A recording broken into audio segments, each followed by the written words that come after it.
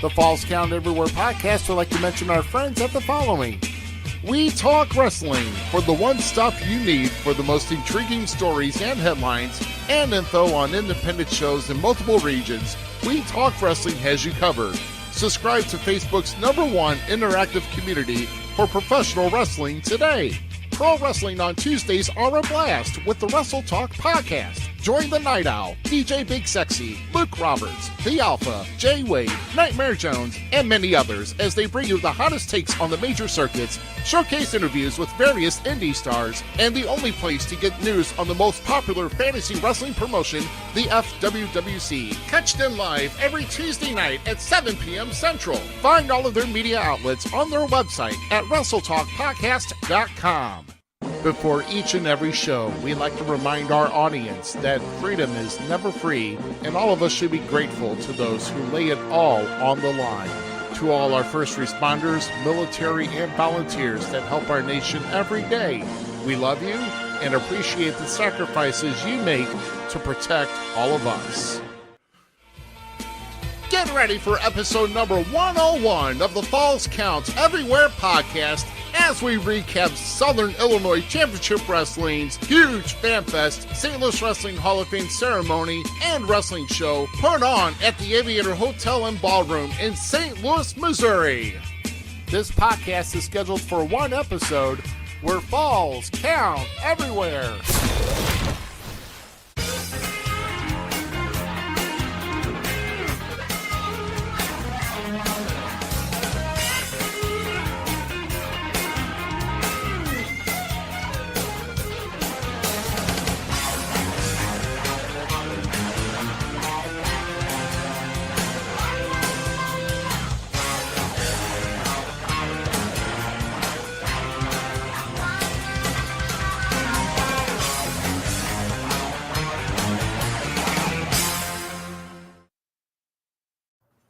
Oh yeah, we're tired, but we're back, and we are here to review everything here that has happened this past weekend. We're still in party mode, guys, as always.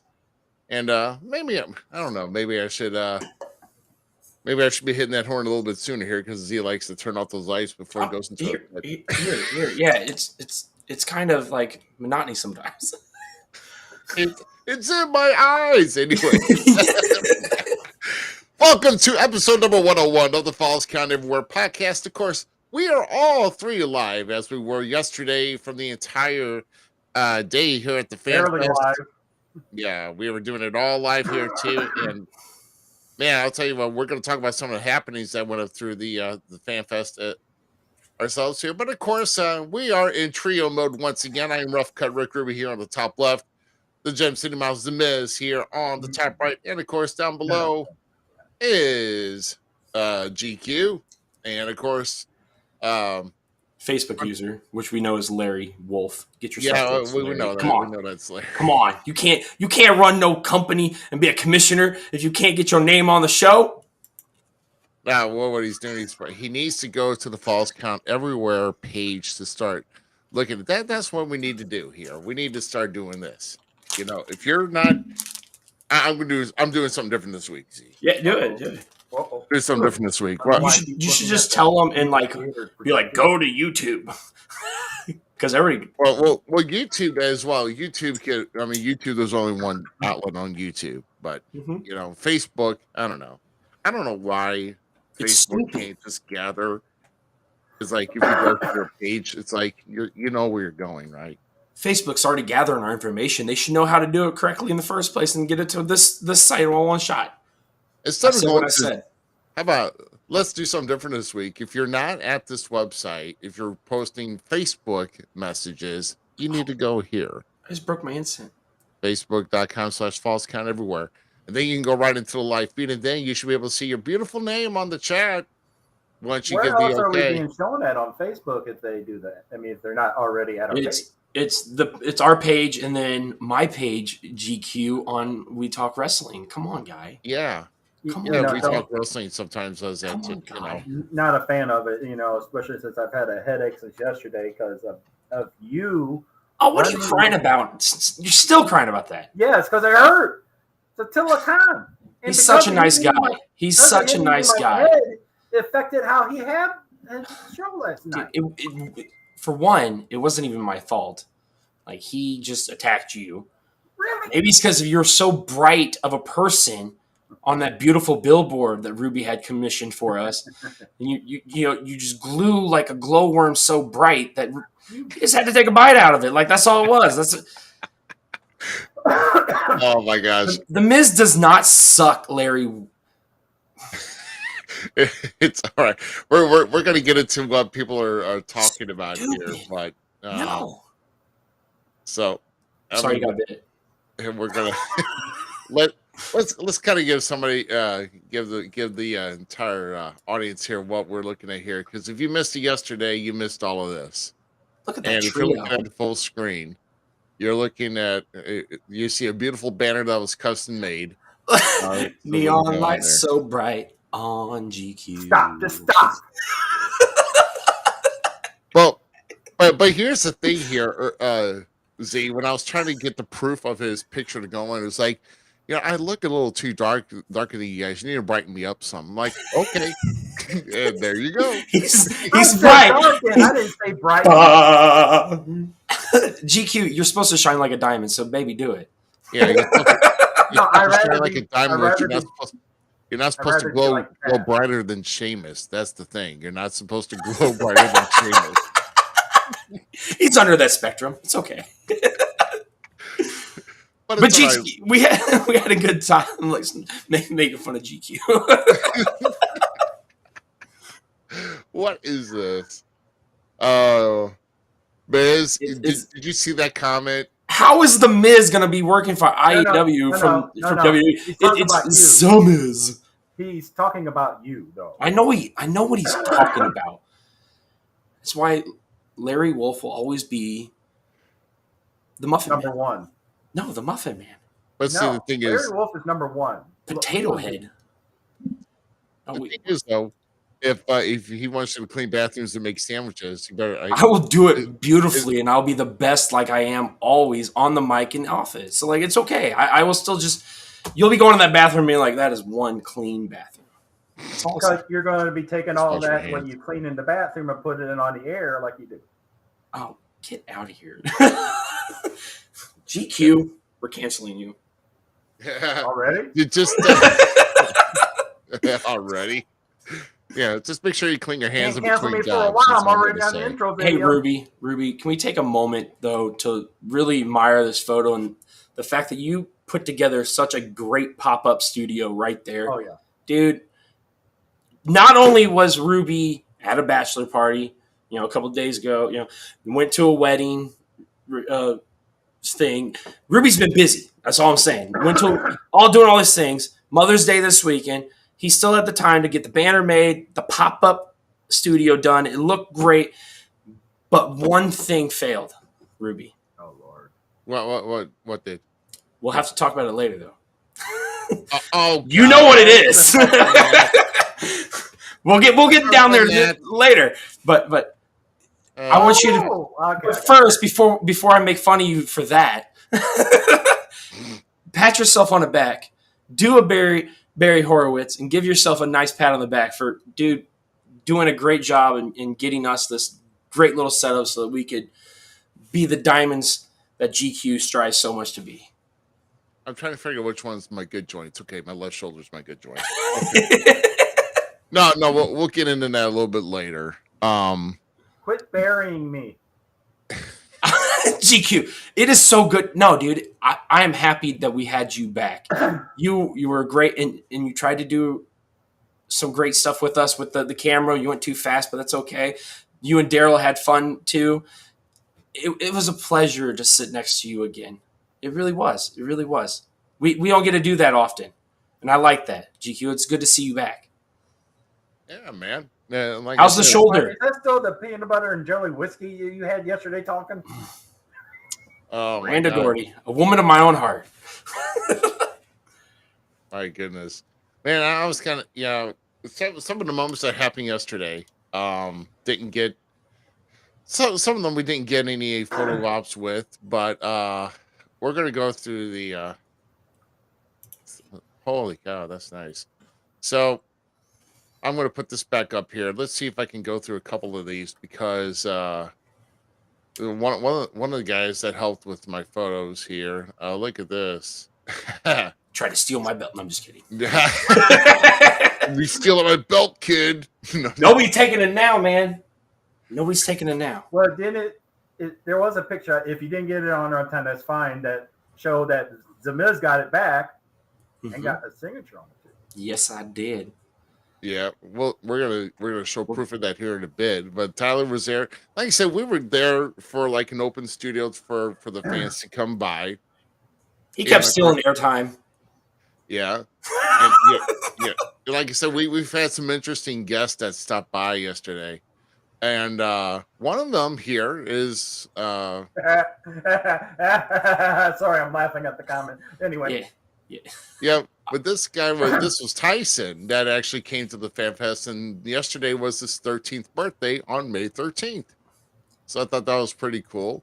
The kid had great insight to predictions of the matches, to what was going to happen. Like, great young man. Yeah, I mean, he was excited for it. He was excited for everything inside the FanFest, and he was there for that show, and I'll tell you one little proud thing that I had here is, as part of the studio, guys, I wish we can get a close-up of what we're holding here, but look at those microphone flags, man. Yeah, I mean, decking those Still out. One right here. I don't know how you'd do it, Ruby, either. I really don't. Well, I don't know how you do it. It'd be in the place of typhoons, so it's either your, I don't know. No. Maybe we can do something that's on the arm, like around this part. Got a Shockmaster in a way. That's why you can't. That really would be sick, dude. Like a little, sleeve. Probably do like a little clip sign on the arm. You could do that. Yeah. That could probably work too. Therefore, you won't have to take down your figures. How's that? That'd be pretty cool because, that typhoon. You got that picture right, so we can talk about that. Oh yeah. I think we got that too here. Yeah, but there's that $1 million title. So gorgeous. And that was sitting there for most of the day. Most of the day was sitting there. And we did see Ted DiBiase going back and forth, and I know you're just spitting at the bait. You're like, I want it. I thought he might try to roll me up for it, because there's that rule that should be made that, if fans bring titles, the title could get rolled up and taken to the other fan. That should be a thing. Just saying, just throwing that out. Oh, there's just so much that go wrong with that one. Totally a joke, should not be a thing. But if you have a 24/7 title in Walmart, I'm totally pinning your butt. But no, Ted did keep staring at it all the time, man. Big fan. Big fan. Yeah, I mean, there was also a few others floating around there at the FanFest as well. So, like I said, not as pretty as mine. It's great. Let's see, what do I have here next? Oh yeah. Is that not a picture? No, you gotta love it. Well, you check out the Bug Eyes with Andre. That exhibit. I mean, no one touched the life-size exhibit of Andre, even though I kind of wish the photo didn't have his hair cut off. But we'll roll with what we got. You would think you have an exhibit, get the entire head, would you? Let it stand. No, that's the board. It was. That's not Rube. That's not GQ. That's just the board. I know of the photo. Stop. Oh, you want GQ to have hair? Well, been there, done that. Ain't doing that. I actually liked no hair. I've been thinking about shaving my head again, but one of us has to not be bald. So I was going to say, we have 3 hosts with a bald head and a goatee. Okay. I have a full beard. You're the two that have the goatees. It would look weird with the sideburns and everything going up to a bald head. Okay, that would be even weirder. Just saying. Oh my goodness. I've done it before. Oh my gosh. Look like what's that? The Wooly Willy or something you can draw it. That's etch a sketch or something like that. What? It's an 80s toy, bro. I know what an etch a sketch is. I'm not not the etch a sketch. The little thing with the bald guy and the magnetic Oh yeah, the magnetic. Yeah, you used to try to. You got it $1. Well, The dollar store had them, dude. Like you pull them up, like when Dollar Tree was actually legit and really cool. Like They I know used what to you're just be talking in about. grocery stores back in the day. I mean, but Oh, I know. no, the phone Oh, lines yeah. are closed tonight. This is all done before you probably. I bet you there's like a Willy Willy app somewhere on our. Oh, We dude. just draw. Hold on. let me. Really? I'm gonna look that I one do. up. I do I'm have to trying to find something for GQ to do. So I'm trying to find a video of me walking up to Andre's hand. I did, and like, Trucker for Jesus is watching here tonight. Thank you. And what's going on? Let's see. Who else is in here tonight? Go and let us know. We see some going here. Guys, if you're in here once again, what I want to go ahead and do, if you're going Facebook user, we see Facebook user, you may see your comments, but please, please, please see this. This is in the comments right now. So this is our direct link to our website on Facebook, False Count, facebook.com/false count everywhere. If you view from there, we can actually see your names. I don't know, Restream's being a butt as usual, and we like the features on Restream, but they're not making it so that it's not as fluent as the other one we were using, so which kind of sucks. But I digress. We'll go the other way here and just kind of see here. So What FYI, we got before you next? go, it's Wooly Willy. Do not do a search for Willy app at all. Just saying. Oh my god. You come up with a picture of that. So Don't do it. oh, that's such a good bird. I'm so proud of you, GQ. Isaac in the house. Oh They yeah, got home- Isaac good. I got home Isaac, at 6 a.m. this morning. oh my god. You're out that late? Okay, so I told the boys to stay the night at my house, like get to my house and then go. Well, they slept on the way, and then they were like, "Hey, dude, we're just gonna keep rolling." I'm like, "All right, man, whatever. Like, do you?" But they're still young, Ruby. They're still young. first of all, he put White Castles in them for a almost 3-hour drive. Dude, I 100% had to go pull a Jimmy Hart, and of course, if I'm coming to St. Louis, I am 100% getting White Castles. And by the way, I have to thank the nice man and the lady at that White Castle. They were worked hard, and we got there like right at about 12 o'clock. But I already put my order in on the app, and so did the boys. So they had to make it, but like they were really cool. Oh my gosh. And look, like Big Texan is in the house here this evening here. And of course, the Big Texan, y'all haven't heard yesterday, history was made. Another piece of history was made at the end of the night, as we do have a new SICW Classic champion here. So, congratulations to the Big Texan. Ate too much fat when he bit into my head. That's why he lost. It was all Z's fault. Whoa, don't put that on me. What are you, dude? Telling you right now. Oh, so he was bleeding. So I didn't see red. It was. You said, was it like kind of like fat drippings or something? What was Fat that? drippings. Moving on. What's the next picture? I love the roasting of each other. I love it. Ruby, yours is coming. Don't worry. Love it.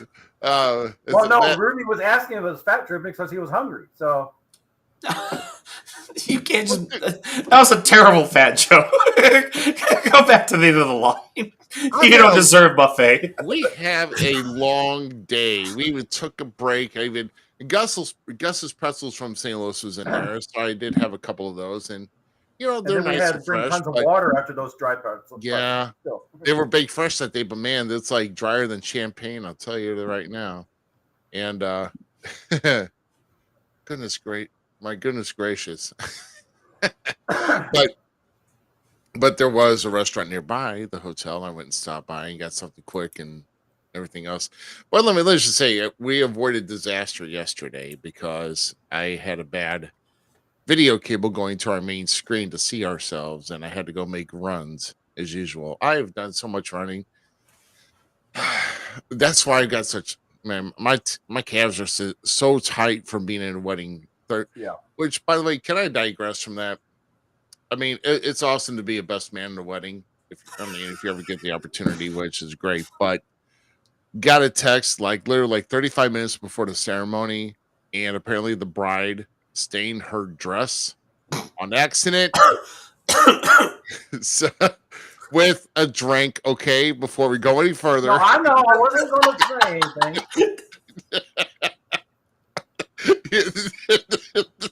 So, I'm not going any further than that.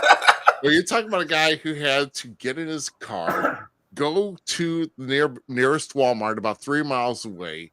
I got a close parking spot, but then where I parked, I had to go all the way catty corner across into the very back of the freaking grocery part where the Tide pins were. So I had to, I'm sitting here in the store, I'm sitting here power walking in rental clothes, in rental shoes.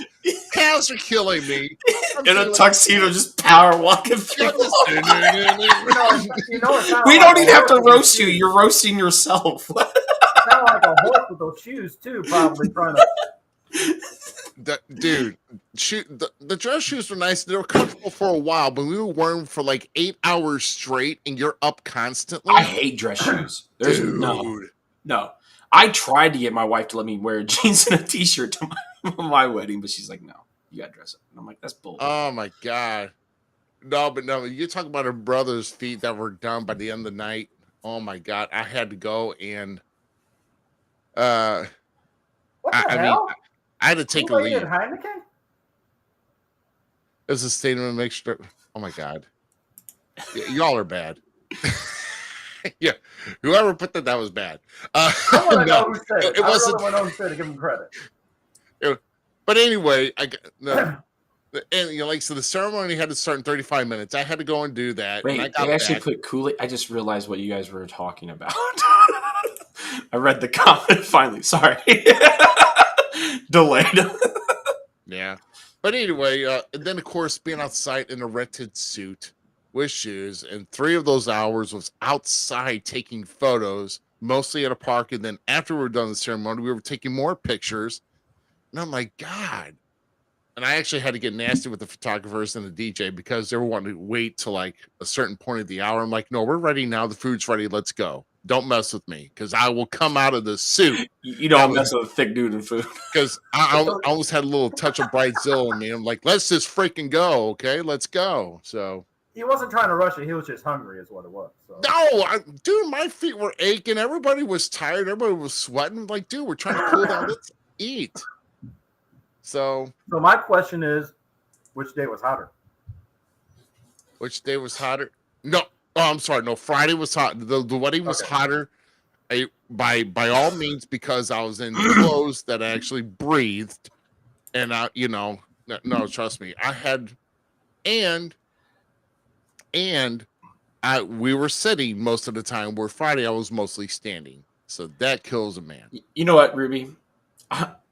I want to find a new game with this. Facebook users, if you guys could be so kind to migrate from We Talk Wrestling over to False Count Avery page on the Facebook page so that we can see your beautiful names.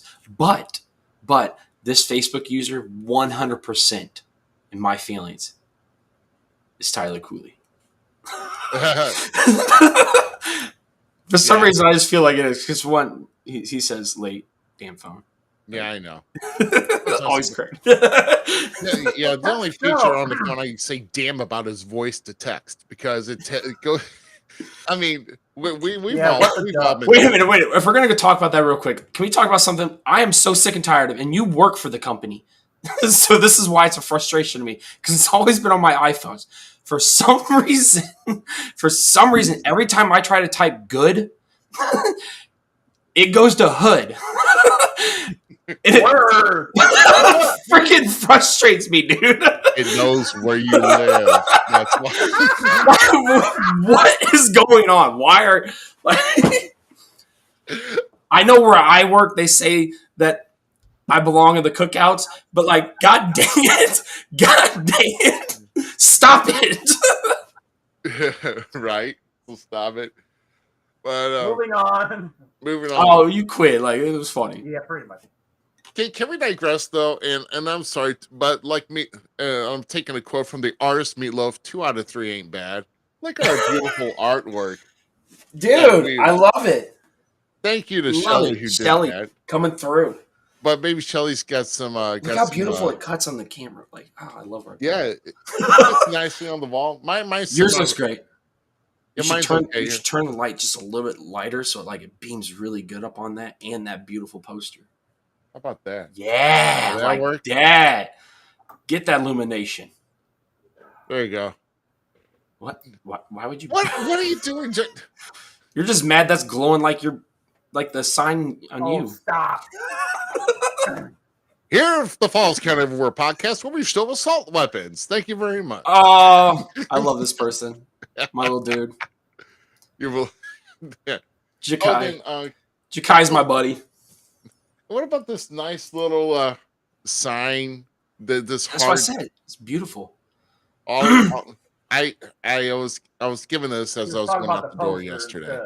Did you? Yeah. Oh man, I wish I could have got one. So, AGQ's getting a shout out. There you go. Trucker for Jesus. Roll on 18-wheeler. GQ needs to take the wheel. Because of I almost saw Jesus just last night, but hello. Ooh, okay. God, that picture of Andre is so scary. What was? Oh, that's a good picture right there. There you go. I was trying to communicate with Haku to try to tell him to go choke out Zmiz. I mean, but it's not. It wouldn't be the first time. I can promise you that. Like, Haku actually has choked me. Or? Yeah. It's the spookery when I met him. He was. Oh, trust me, if he legitimately choked you out, it wouldn't be a second time. So. Yeah. Well, I mean, I fell asleep for a little bit. But. That's a challenge for you, Z. You ever see Haku again? Let him in the Tonga death grip for real for about 5 seconds and see if you still breathe after. You know what? I would let him try it just to see. Like, whatever. I'll take it. You either got that or the chicken wing from Bob Backlund. I mean, no, the Tongan death grip is the Tongan death grip hurts, bro. I mean, the chicken wing does too, but like, you're going right up into those muscles, dude. People still to this day will not mess with Haku, and I don't blame them. Well, but Herb Simmons was making jokes about him, right? But no, if you had a chance, Herb is pretty much probably one of the few that could do it. Right? It was beautiful. But if you had a chance to get like I have, and back in the locker room, to sit down and conversate with this guy and the stories that he's got, oh my gosh! And then of course the stories being thrown back and forth. Gosh, I'll tell you some cool stories and then some really funny stories that just make you bust up laughing. So that was a pleasure. I'll say that. Let's see. So who? Oh yeah, this is probably texting in. It says stayed up and celebrated with Haku, Bobby D, and the Wilds last night until 2 a.m. Yeah. And trust me, I wanted to do as well, but man, with the weekend I had and the way I was just drained, I had to go. I'm sorry. Mr. Big wanted to stay for the whole show, but we were like, no, we got to get to our yeah. Your old man syndrome kicked in. You had to go home. It's okay. Yeah, my old man syndrome kicked in around 1 o'clock yesterday. I was going to say about 11 a.m. Really. You know what's really funny is like I had a little sidekick with me, and I don't know if I sent you the photo. I don't think I did. But Chase, my son, fell asleep really on the ground right below the side. so he tried to take a nap. We powered through. We can show those youngins. Right. Well, shit. I think it may. I think somebody got out of the truck. By the way, I think we may have him in here, but let's take a look at the finally that's drawn out throughout the FanFest day. Oh yeah, there he is. Yeah, and there's Isaac. Isaac and Kevin. And then my son Chase. I had such a good time with him. We had a blast. Why isn't Kevin wearing a Falls Count Everywhere shirt? Well, Isaac isn't either, and Isaac bought one. The dweeb. What the hell? Right? Right? They're not as cool as somebody that actually asked for a shirt at the show. Oh my gosh. Then buried one of my buddies. That's funny. So yeah, the payoff for letting somebody bury one was the one and only Mr. Technical Barry Horowitz. We actually so payment for that was he wanted a shirt. And they're like, yeah, Easy easy, exchange. easy. Make sure you wear it around public so people know like who are these guys. Well, hopefully, well, a little walking billboard from Mr. Barry Horowitz. So, oh my gosh. Let's see. Everybody just wanted me to say hi or whatever. Hi. So yeah, so Pretty much there's Isaac. if you look in the There's chat too, Chase. There's Kevin. Who the hell's this fool? No, never mind. hey, Ruby, if you look in the chat first, somebody that got out of the truck. And second, everybody just wants to keep saying hi to me. So hi. Hi. Hi. Giving out more highs than a Walmart greeter, but anyway, we're gonna move on. They don't even greet; they just stand there. I was gonna say more highs than Rob Van Dam, but anyway. No, one of us is always about his level. Welcome to our store. At least the person that's at that level, at least if he has like a card to read, is right side up instead of upside down. So he still got it right, didn't he?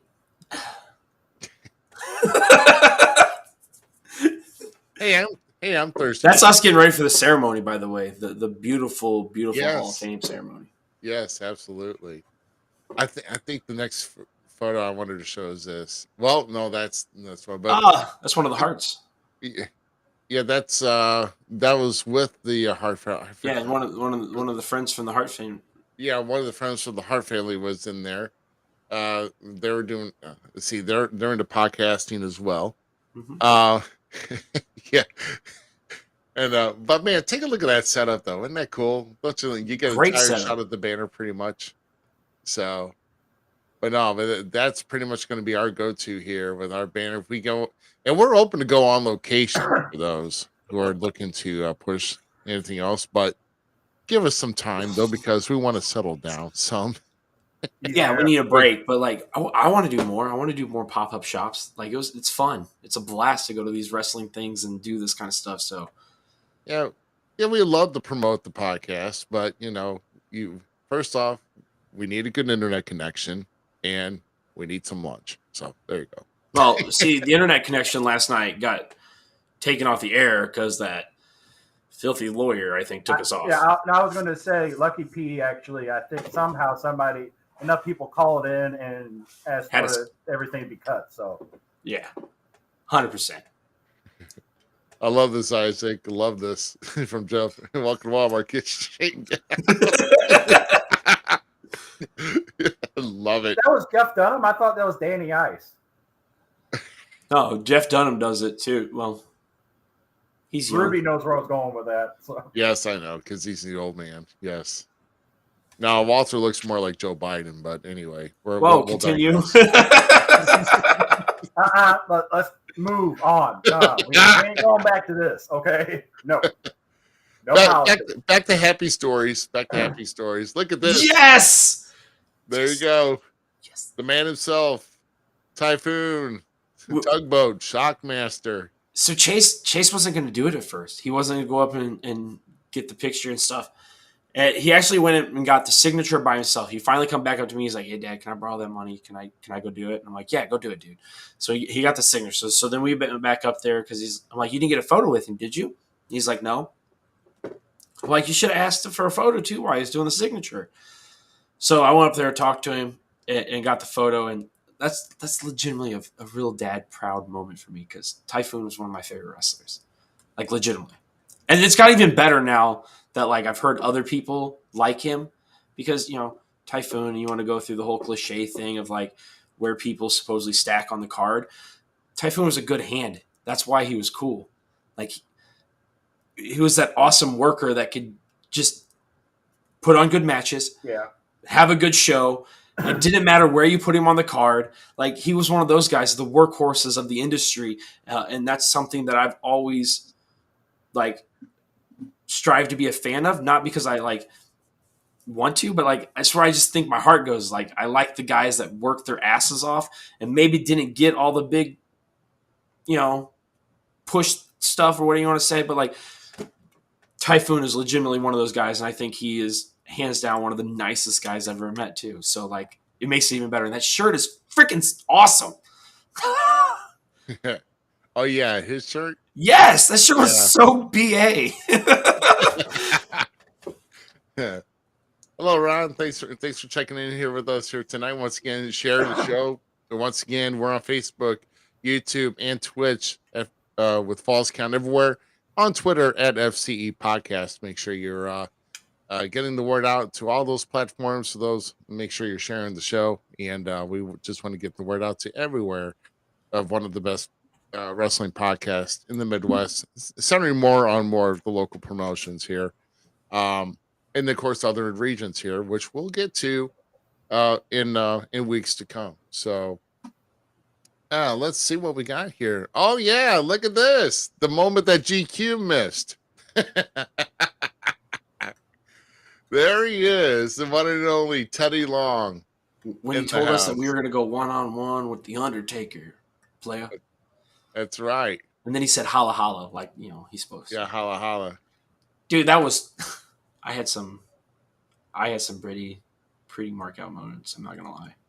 Well, yeah, just the mark out moments for the for the podcast in general. Oh, dude, yeah, it was like on multiple levels. Like it wasn't like one level. Me being the childhood, like these guys are people I like loved watching, and like they took me away from all the shitty stuff of life, and that's what wrestling was for me, and why I'm still such a fan. But like it was that, and then it's the fact that like I'm here with like two guys that I enjoy talking to and hanging out with, doing the thing we enjoy doing together, the podcast. Like the multiple highs that you're having at that time was freaking awesome. I love it. I love wrestling. Oh yeah. And with our next photo that we got here, this is going to, I'm sure we got something to discuss with for a moment. How about this? This is Tom Simon, who has been involved with wrestling for many, many years. Of course, around here in the St. Louis area. Then he went down to Hot Springs, Arkansas, that's where he moved. And back up here in the St. Louis area. Like I said, we had a lot of people stopping in yesterday with that. Tom was really good. He was really, really good a person to to catch up with, and because basically Tom is where GQU and Tom started off in the same promotion around the same time, right? Yeah, I was there for a couple more months beforehand and had my first match before I had met Tom, but yeah. Oh yeah, so yes, so you want to talk about? Yeah, we had some good talks here, and he brought up some of his memories and everything else getting started in the business, and of course, others that follow. What's roller derby? Roller derby. We did talk about roller derby. Yeah, roller derby. Ain't nothing wrong with roller derby, man. That's man, I miss that on Spike TV. I'm not gonna lie. Yeah, dude, it's roller derby was just fun to watch, just even in the 80s, or even if you like even the ABC's Wide World of Sports in the late 70s going into the 80s, they were airing roller derby on that, and that was cool. I loved having a chance of just watching those type of with the roller derby, because that's tough. Even though he was saying that that they fall on Masonite, but I don't care. That's still a hard surface though, and I know what Masonite is, and I felt Masonite. I got hit with Masonite. That's not fun. So I kind of want to hear how you got hit with Masonite. That's what I was thinking. I'm not gonna lie. I was like, and how did that happen? Let's just say some backyard shenanigans during high school doing a match, and that's someone grabbed probably about a strip, maybe about 6 inches wide, about 18 inches long. They just whap just right on the back. I was like, okay, well, I'm like, I didn't think it would hurt, and I'm like, oh dang. So Here we go. Here you go. Right here. It was Roller Jam on TNN. There you go. Roller Jam. Yeah, and then it went to Spike TV. Yeah. It's like everything did from Spike to Dude, Spike National TV was Network so and- good back in the day. So good. I loved Spike TV. Yeah. Like I said, that was really good. That was really good network to have. But What the hell? I'm ECW popular right now. I don't know why. And then WWE left Spike TV, and then ECW came in, and like that was pretty fun. now ECW came in while it was TNN, and that's basically Was it? Oh, never mind. Yeah. ECW pretty much ruined them, and then they're like, "Well, we got to go to Spike TV now because I don't know." I think they were just getting phased out from that as well. Hey, You're not getting hate. You're not getting hate on. Look, yet. like Tyler's giving you Tyler? some. Yeah, he's giving you some love. Like, come on. Everybody is apparently something's wrong with the universe. Because we've all missed you. Yeah, you know. Yeah, you missed me so much you had Attila Khan attack me. I did not have Attila Khan attack you. He chose to, because I said he was a nice guy, and he smelled You your said fear. he wasn't scary. He wasn't mean. I said he wasn't mean. He wasn't mean to me. So, like, still, he's not mean. Point. The point is, he smelled your fear, and he attacked. That wasn't. And fear. you were the Don't reason. yell that. And you were the reason he lost. So don't put that bad Because juju of on me. you. Nope. Because he couldn't get to you, or he would have destroyed the whole darn table. He wasn't gonna fight Ruby early. Come on. No, Tyler's right on his recent comment. What?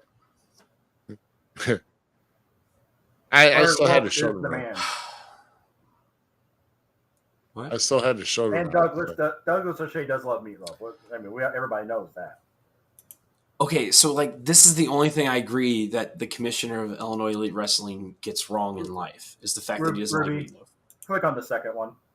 Yeah, it's this one. This one. Yes. Because he Yes. is the man. Larry Wolf is a potato head muffin man. Okay, great. Excellent. Okay. When he becomes commissioner, he's going to fire you. He's going to Okay. make me your boss. Okay, I'll find a new job.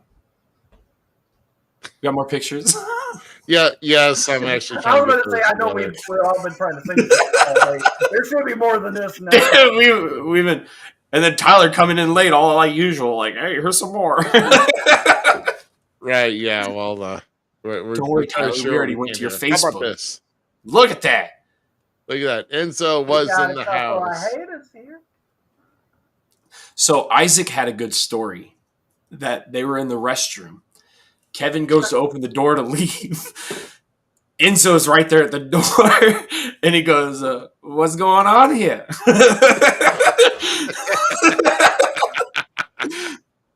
So, What do we got right here?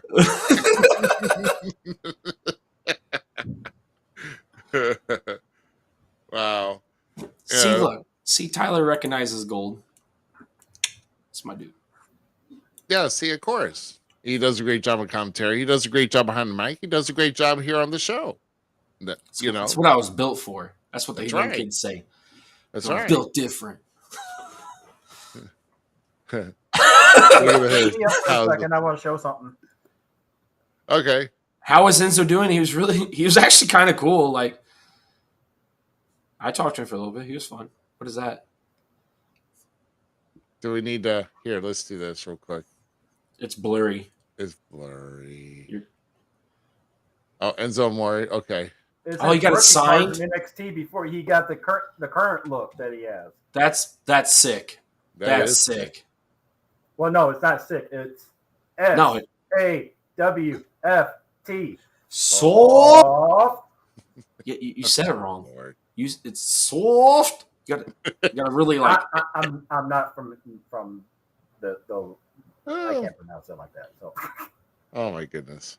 I mean, I don't care what anyone says. I always loved Enzo and Cass together, and I'm happy they're both successfully still working within the wrestling industry and gaining momentum and stuff and doing their things because I like seeing both of them work. Absolutely. And as I'm trying to get what happened, I'm not even looking at this. What am I looking at? Okay. So I may or may not have made a friend in a certain wrestler while we were at the FanFest. So myself and Silas Mason became kind of chums of sorts, and we had him on the show, and he was a blast to have. He unfortunately, like we'll get to later, did not come out successful, but he's the one that walked away standing tall. That's all I'm saying. So, but he showed a meme, and it's not an appropriate meme a little bit, but it's you got that dog in you, and it's this frog on, on a leash. Like, it was funny. Just trust me. Wow. You had to be there. And Isaac's, man, screw you guys. Yeah, well. And you talk about me with stories that go nowhere. So it went somewhere. It was a great story. Silas was the bomb. See, look, getting it. Told you. What do we got next? What do I got over here? Yeah. What do we got over here? Yeah. But remember that when we first went on the air, we were mentioning the different booths and everybody that was in the room at the time in the lobby and everything else. And then we brought up his name. He decided just to come right on over. He wasn't shy about anything either. No, he wasn't. We're talking about an early start to your morning or early start to your day. Holy cow, he was waking up everybody. That man comes like loaded. And Ruby, he proved that you really need a bigger camera. He was, Yeah, the gun show. The gun show. And he was shooting some fires too, man. Go. You guys need to go back and watch yesterday's. Like, watch the whole 5 hours, not hopefully in 5 hours. Like, you guys take your time, do it over, time. I don't care if you almost knocked the dude over. The baby should have been there. No. What? No. Let's not talk about that, please. Let's not talk about that, please. Never mind. Moving on. Don't. Thank you. Yeah, moving on. All right. And I was just talking about watch the Silas stuff from yesterday. Never mind. Yeah. I'll put right. Yeah. Yeah. So anyway, I think I got my next one here in just a moment here. So give me 1 second here, guys. Yeah, there we go. Check the chat. And I'm going to go and show this as our next one. See, here we go. For the Brooklyn Brawler. To the left, and of course, there is Tara or Victoria there. I mean, check out that outfit, though. Z, I'll tell you. She still looked good. Yeah, she pulled it off. She was just like Silas, just taking over a mic. And she did that throughout the whole FanFest, too. Oh, yeah. Who was going to stop her? Yeah, really. You're worried about Tilla Khan biting you. She could have dropped you in the Widow's Peak quick as crap, and you would have been done. I mean, dust. She could have bit me. I would have been okay with that. Nobody what? Ugh. As long as she did not have her. I know it's not around anymore. A new pet spider. I'm okay with that. Well, Attila Khan bit you and he lost. So what that would have done to her? So I mean, just kind of. I'm just saying, I would have won. Yeah. Well, so anyway, we're going to. You also find her on Whatnot selling a lot of her merchandise as Real Lisa Marie on there. Really? Yes. Wow. I got that from her yesterday when we were talking about different stuff. She seemed pretty cool. I didn't get to talk to her, and I was pretty disappointed in that. Ruby and I, she kept walking by the booth, and Ruby and I'd be like, "Come on over here, please, come on." No, I didn't get. At least I didn't get a chance to really chat with her because I was too busy broadcasting the show, which I wish would have had an opportunity at least to get inside here. Yes, it would have been hotter, but warmer inside there because there was circulation with the fan, but just no Freon to go back behind the fan and get it cool. It was just circulating the warm air, and then everybody was just getting warmer. So, good job, Aviator, by the way.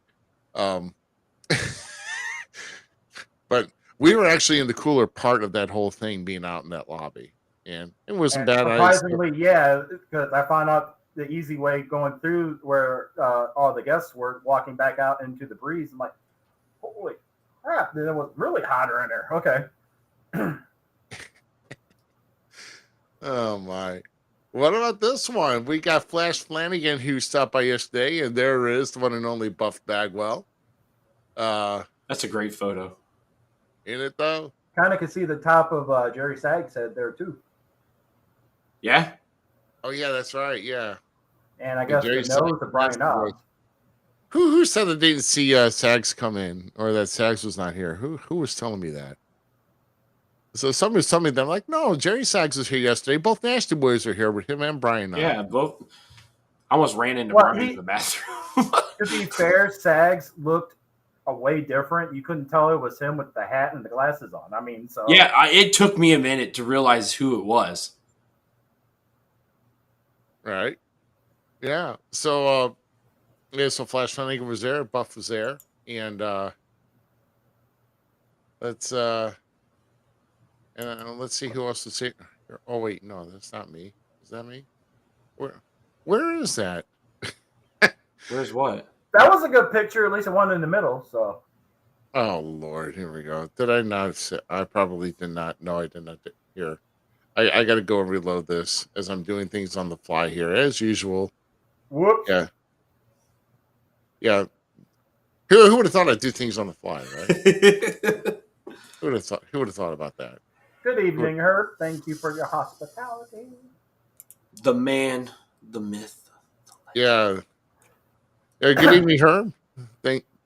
And like I said, Herb had it was a really busy day and a lot of planning of this FanFest, and like I said, it was definitely a tremendous event that happened here yesterday, and of course, right here in the center, the one and only Brutus the Barber Beefcake, who I guess was getting ready to do a signing of a photo. Oh, with that, signing for a fan. And next, let's see. What's a hair cute? Yeah.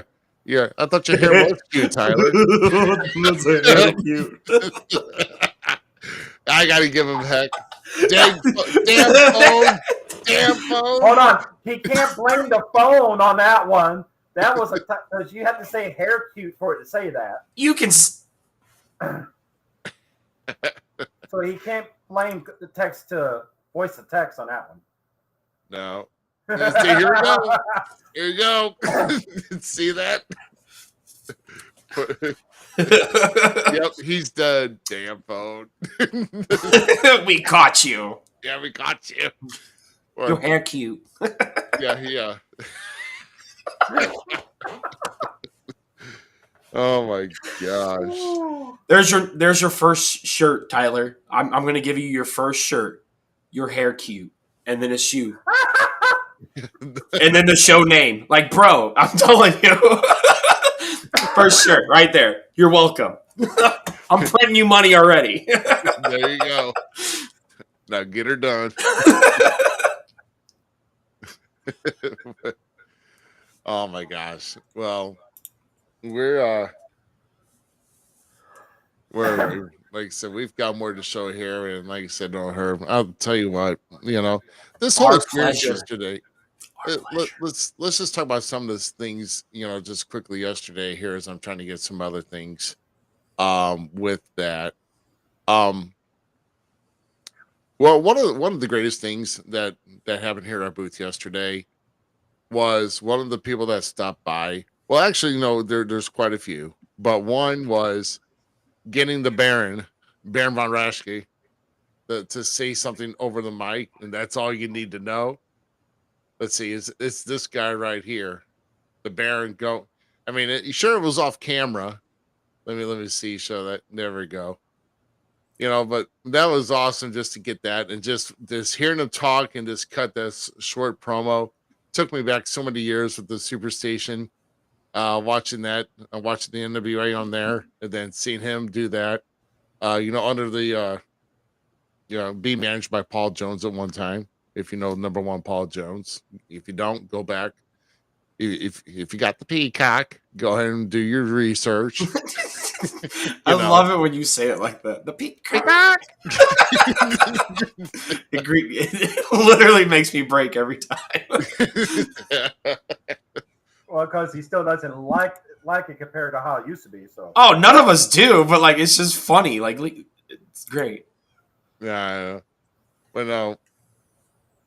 Like I said, Herb's thanking us for the support, but it was our opportunity. We wanted to be part of this, and like I said, it's our pleasure trying to get that event promoted.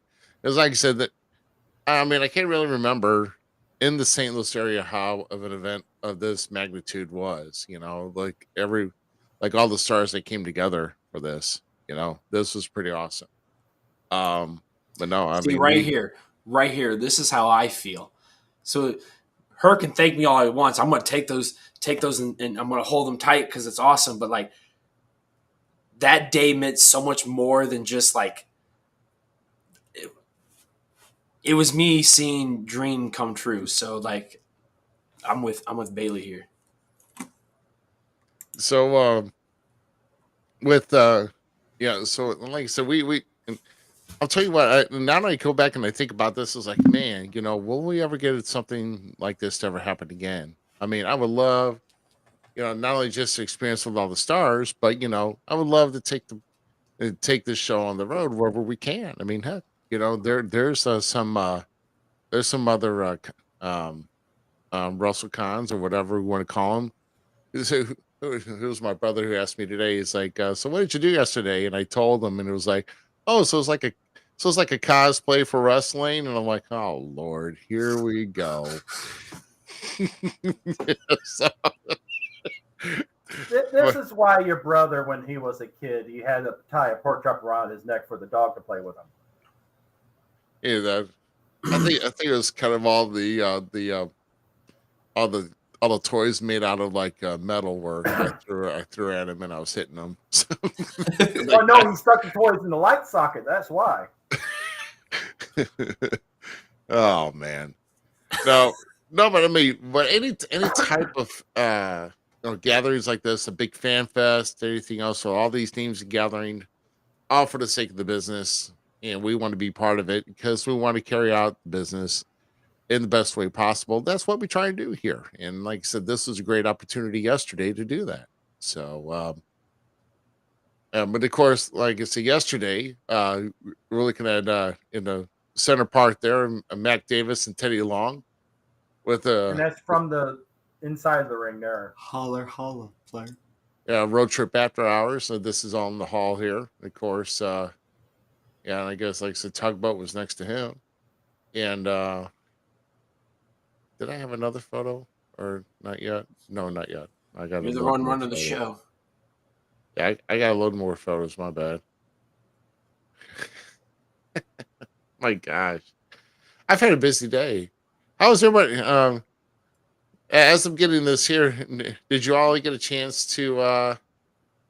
Well, just for the audience here, did you guys get a chance to treat your get a chance for your mothers today for Mother's Day? Well, I let my wife sleep in, and I took the kids to my mom's house and got her coffee cup because Zmiz is kind of a fan of coffee cups. Yeah, and so like I like to give them as gifts because I really think they're cool, and it's one of my dumb hobbies. But so I took my mom this really cool Volkswagen like bus coffee cup for Mother's Day and gave her a new coffee mug because I give her one every year, sometimes two because sometimes I find one cool for Christmas. But did that, and then I went and visited my grandmother, and my grandfather says I can't get her anything because they have too much shit anyway. I get her a gift card so she can get her own stuff. So No. Hey, Grandma, here's a gift card. Go buy some more crap. I don't want to take that. I want to take the blame for this one. So go buy your own crap. Love you, Grandma. my grandparents are kind of hoarders. It's okay. Oh yeah. Oh my gosh. My grandma had like 6 years of newspapers that she was saving. Yeah, saving on like cutouts for us. Like I have a box that she gave me of like articles of things that happened in Quincy that she thought I would think is cool.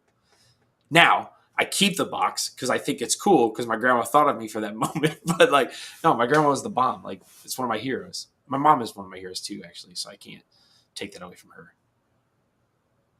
Wow. Like, them are the two toughest SOBs on this planet, in my opinion. For me, for my mom and my grandmother. So happy Mother's Day for them here because they're cool, and all you other mothers. Yeah. And like GQ? I say, just Moving on. Love you. So Ruby, what'd you do?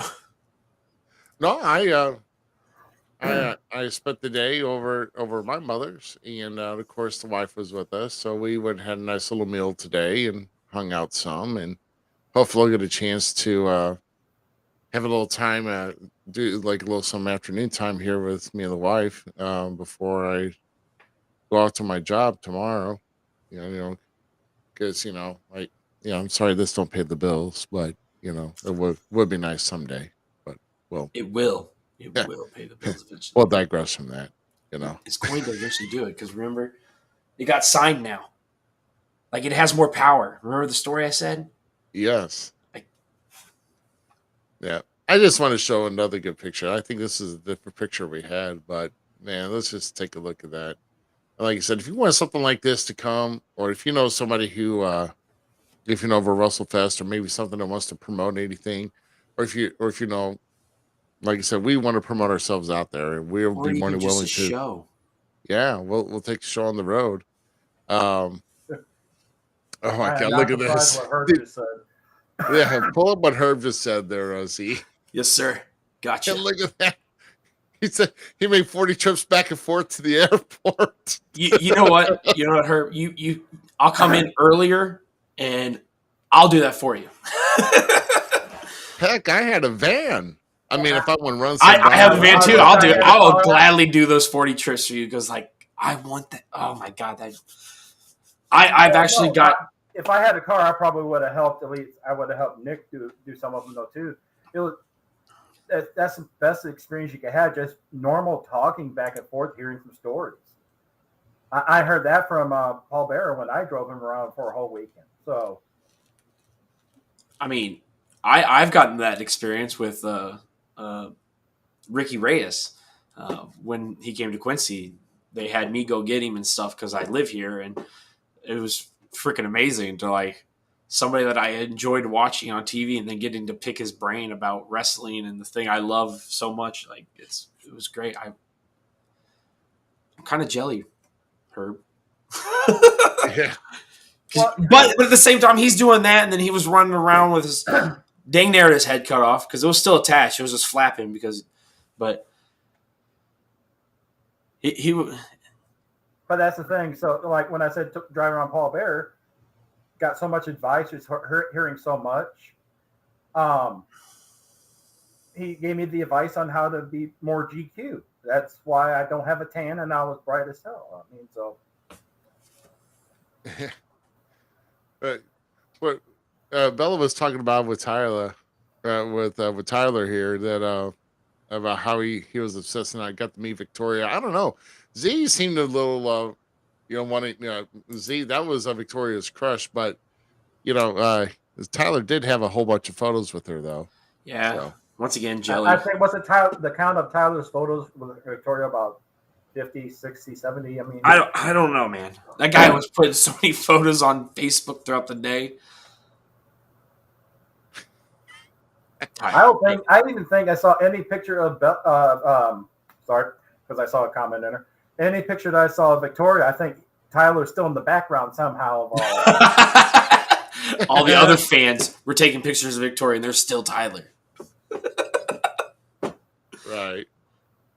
That's crazy.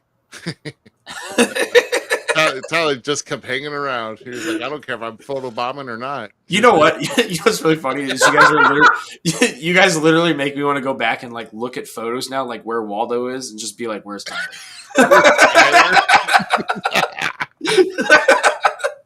Bring up the second comment there, Ruby. What? Oh, Fellas. oh, This one? No, the other one. 10-4? no. Up higher. Up higher. Fella's most recent comment. Oh, This the most one? recent one. Not that one. Oh, How is this that? one. There we go. his whole camera. Well, next time say it that way. You said up higher, so I'm scrolling back through the freaking scroll. At the top of the list, I mean. It's at the bottom of the list, bro. That's the top. Well, to us it is. To Ruby and I, like on the chat thing, we're seeing it at the bottom, bro. So you're. Oh, shut up, okay? I need to log in information from now on now. How about this though? Because we talked about it. Let's take a look at Let's take a look at this great photo. And it's been a mission, and it was a mission that was complete yesterday. One of them, anyway. Yes. Look at it. So Ted happy. DiBiase was gracious to stop and sign the belt for Z, and apparently now it's never leaving his house unless he has to move. So Yeah, unless I have to. Well, there's actually potentially one more chance, but I don't know. I think I'm just gonna leave it that way. But there's somebody else that's held this title that I am a big fan of. So actually, there's two more people if you think about it. But Cameron Grimes and LA Knight. But no, I was gonna say like that. He even told me how to like preserve the thing. I'm like, dude, it's not going nowhere. Like, this is my baby. all right. So I'll tell you what. We'll let me hide this real quick. Would you want to go and pull up Herb's last comment there, Z, on that? Yeah. So it's really good right here. So Herb was always, we always want to make things better here in this business, but Herb was very interested to hear from any of you on suggestions on how to make the event better. If there were to be another. So we're That man's talking already thinking. So we're maybe talking about SICW FanFest 2 in 2024, maybe. I'm thinking, I mean, other than I would say bigger venue, maybe. How about it? You cut out. Still cut out. Yeah. You cut out, brother. I mean, number one, make us the featured podcast. Okay, I'll give you that, though. All right, that was a little strange because my mic just like totally cut out. It did. Like, you were fine. Yeah, I was gonna say, how about a venue with some air conditioning? How's that? That was out of the control and the norm, but we made it work.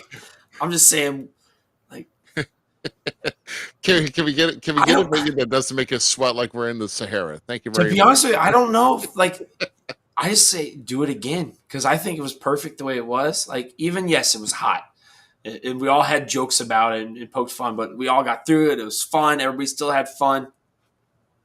It was a beautiful day. Beautiful day. I say just run it again. Run it back, boss. Let's do it again. Yeah, I mean, I would love to do. I can't think of much with the tweak, really, either. I mean, yeah, except for us being number one podcast. Well, how about let's. If I had to suggest anything on here, obviously, you want to bring back maybe some certain legends that were here this year, but for those to replace the ones that didn't show, maybe put someone else in their place that is guaranteed that they're going to be there. So some that were out of our control, though. But like I said, Oh, let's talk about this.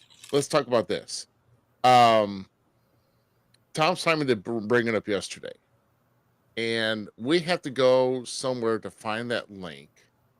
But JBL yesterday, I with got you. all of it, because let's talk about yesterday though on how. First of all, JBL, a great guy outside of the ring. I don't care. Sure, he's got a persona, a heel persona that make you probably want makes you want to smack him. But outside of the ring, the guy is not only just business, but he's a really awesome individual, really awesome Mhm. person to talk to.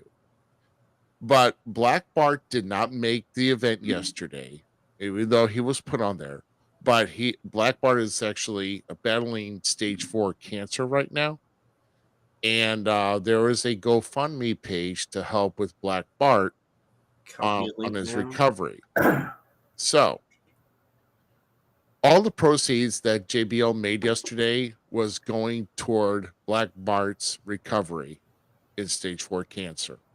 And he was actually on Busted Open Radio, which was on Sirius XM on I think it was on their Shout out, Thursday. Dave. Sorry. Yeah. Yeah. I actually love Busted Open Radio. So. Yeah. So Busted Open Radio on Sirius XM, JBL was on there and he went and talked about it and he said he wants to do something.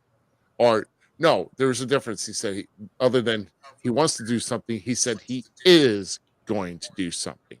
And this is what he did, setting up a GoFundMe page to help him with his recovery because he's going through chemotherapy right now to help with this. So this is in our chat. Okay. If you do decide, and like I said, this will be in our you actually have to go into the link to in our chat to click on the link. This is in our Facebook chat. I'm about to throw it on YouTube too. Just give me that. Yeah. We'll go ahead and put it on YouTube as well. In fact, I will make sure that I can find a way to copy this here right there, and I'm going to. Maybe it's not letting me discuss live chat. There it I is. don't think it wants me. Oh, sorry. Give it. I'm actually trying to find this here. It won't let me copy the link. Doggone it. So I was going to say, open another window too. You might be able to get it that way. Oh yeah, that's true too. Well, no, I can't even open the darn. I'm already looking at it, and I was going to throw out a challenge right now though too. With what they're at right now with it, JBL pretty much has donated half of what they made so far. So my challenge is going to be make it to where JBL, his donations make up 1/100th of it or 1/10th of it, something anywhere along those lines. So he's not the half, because all of it's still helping Black Bart out. Cancer, as everybody knows, that's why I moved on from when we talk about mothers and everything, because cancer has always been strong. Cancer research is strong and close to my heart, or helping people that have had it or do have it. Just because my mom and I lost to it. One of the great stud we've lost to it. Mark Morton, we lost to it. I mean, so to help out, definitely help out Black Bart, who is a legend and has helped train people, including JBL. Outdo JBL. That's what I want everybody to do. Yeah. So, but like I said, go and visit that. Make sure you visit our Facebook on our Facebook page where we have the show link. And if you do want to help out, check out the check out what kind of goal we have in mind. I don't know if there was a goal is set right now, but yeah. Oh my gosh. Actually, the goal that is set so far is $10,000. The $10,000 right now is the goal. Okay. Yeah. Okay. All right. And I'm going to tell you, more than that,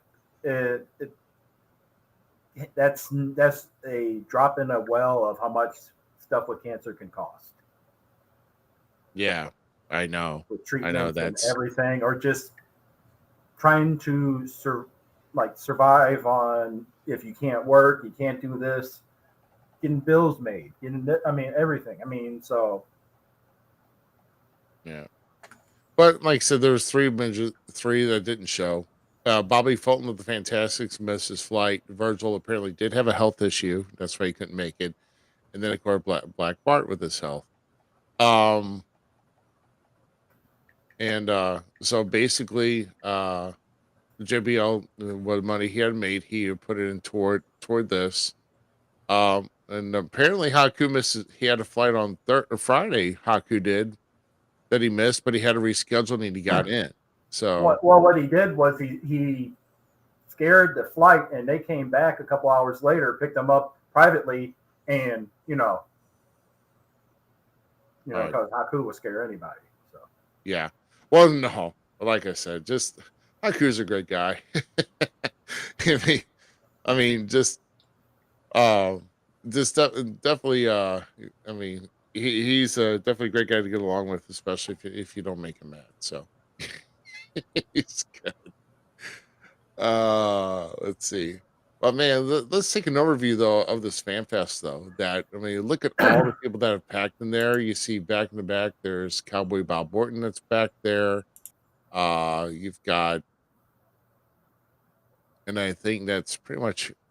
I'm trying to see if there's anybody back in that corner. Oh yeah, Ted DiBiase sitting down there, doing some autographs, and like I said, there was a lot of people mingling in that ballroom last night. So, even though I have the greatest signature of Ted DiBiase, I know everybody else has him too, but I'm just happy.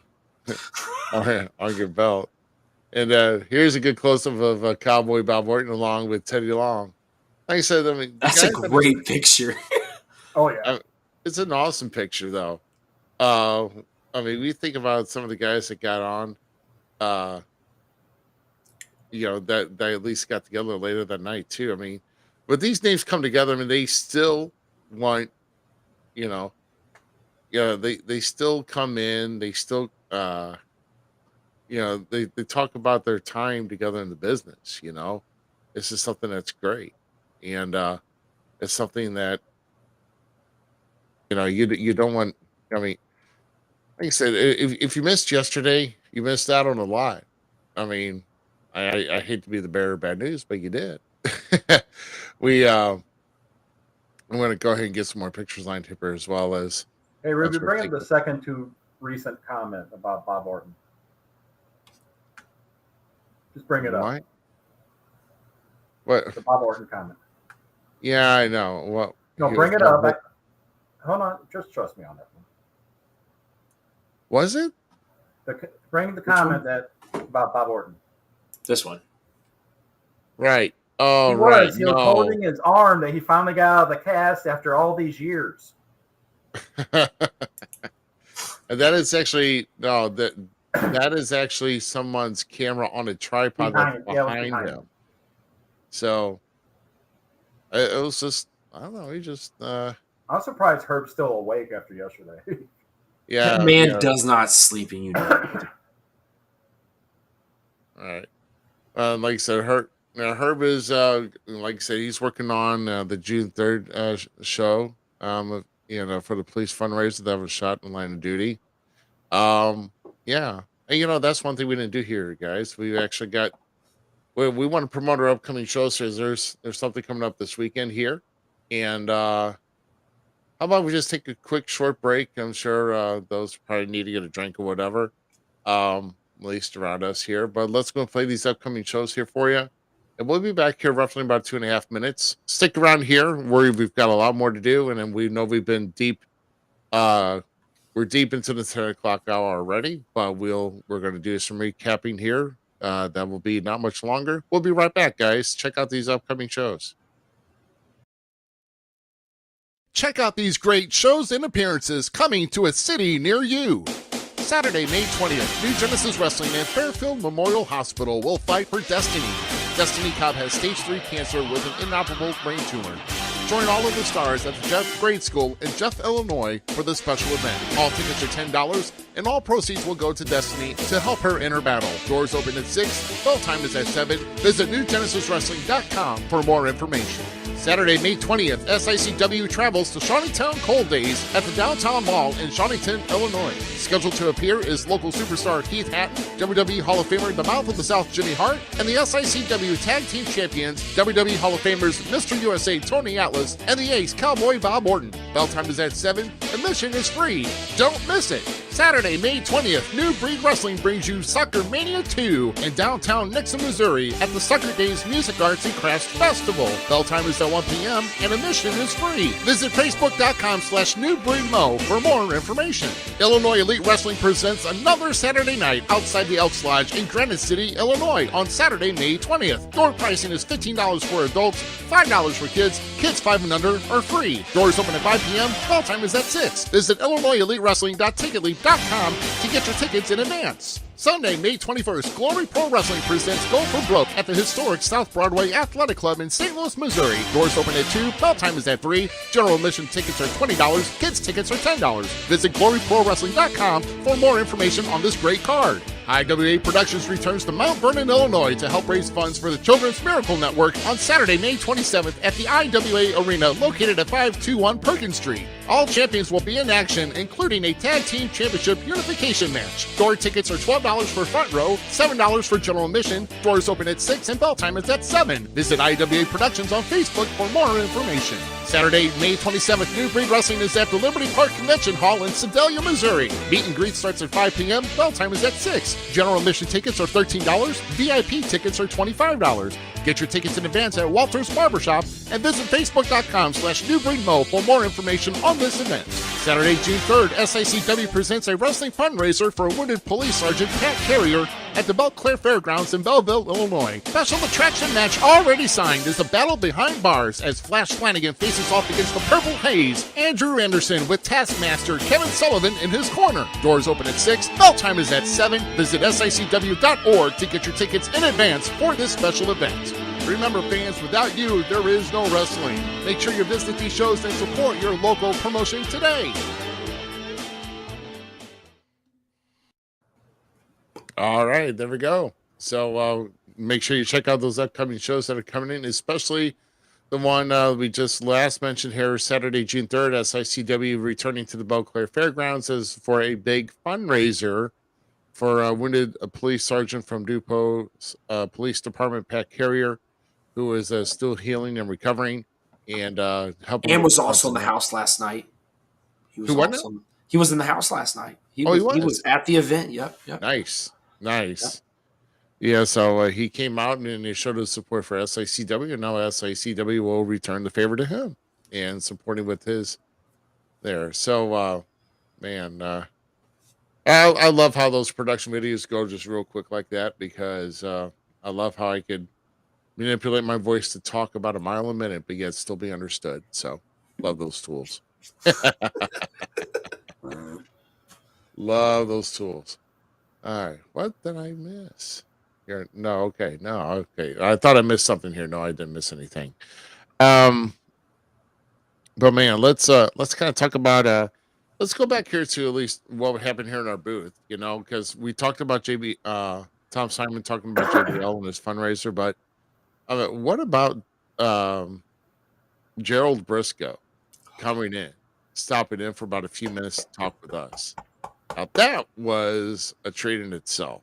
Gerald Briscoe, of course, one of the guys who got inducted to the St. Louis Wrestling Hall of Fame last night, and it was a real privilege to chat with him for a bit, because, man, he's one of the ones that's belonging, of course, his late brother Jack, former NWA World's Heavyweight Champion, and of course they had success as Mid-Atlantic Tag Team Champions, and of course Jerry also had other success in Mid-Atlantic.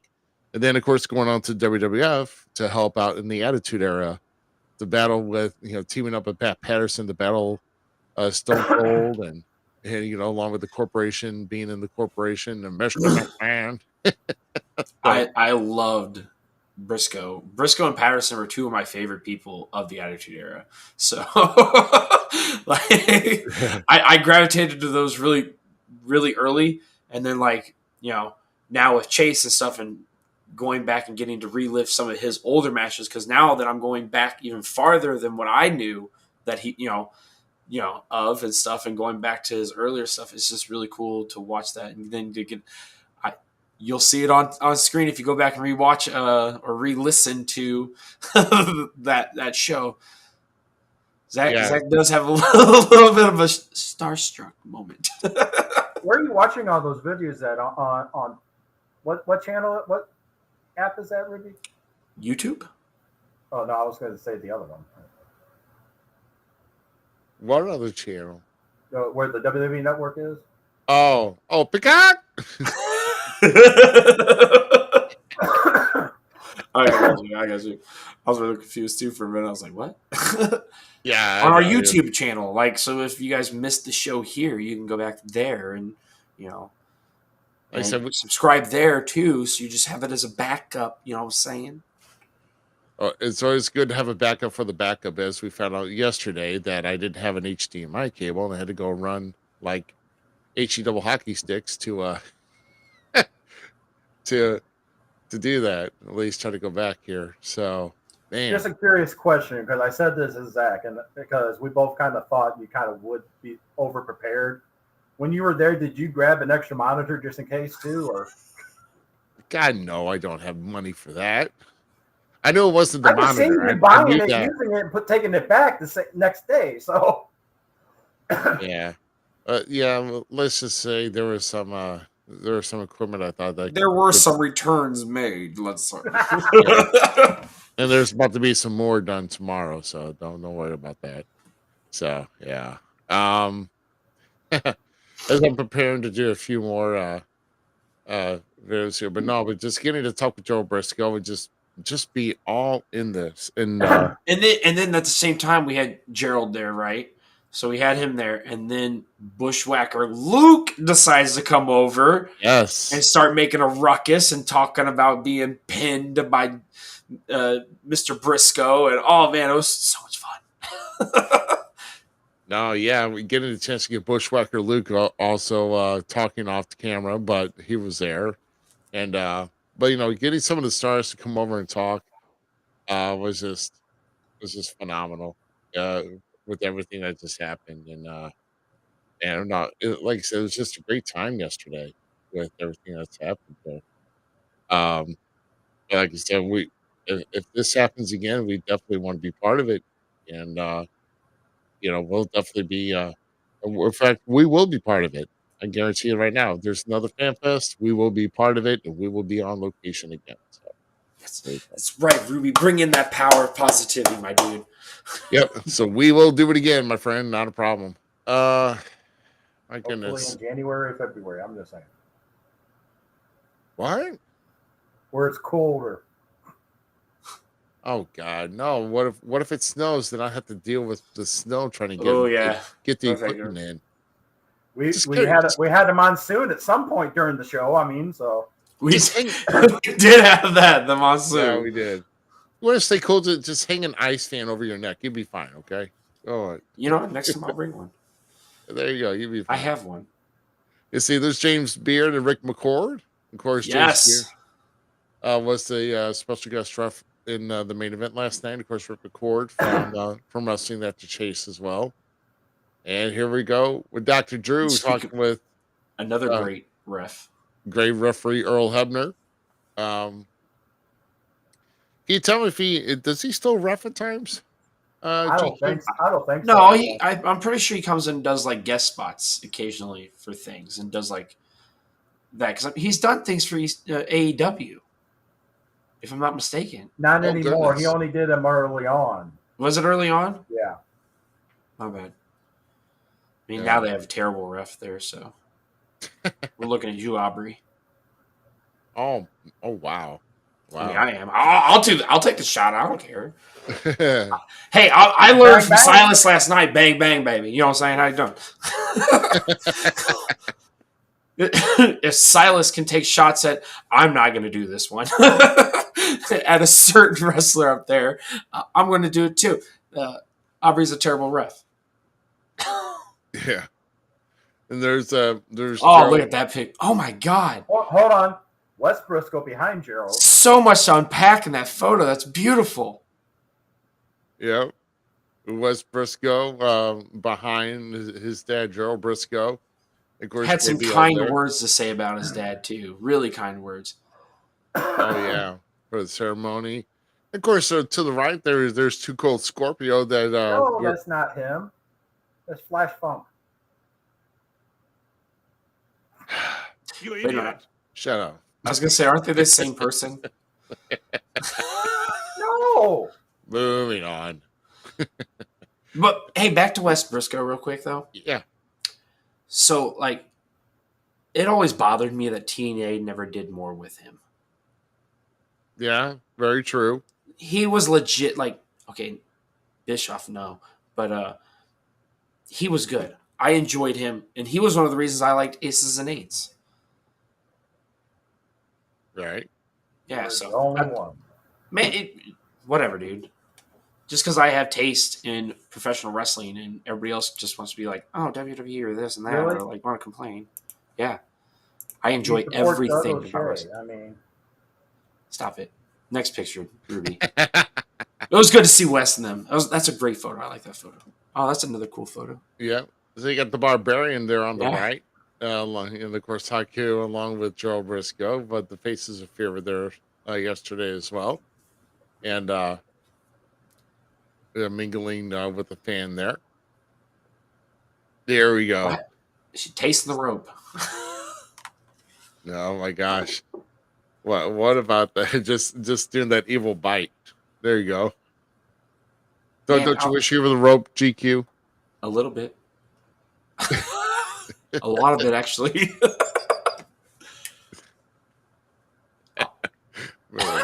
GQ can't even think. He's like, oh God, oh my God.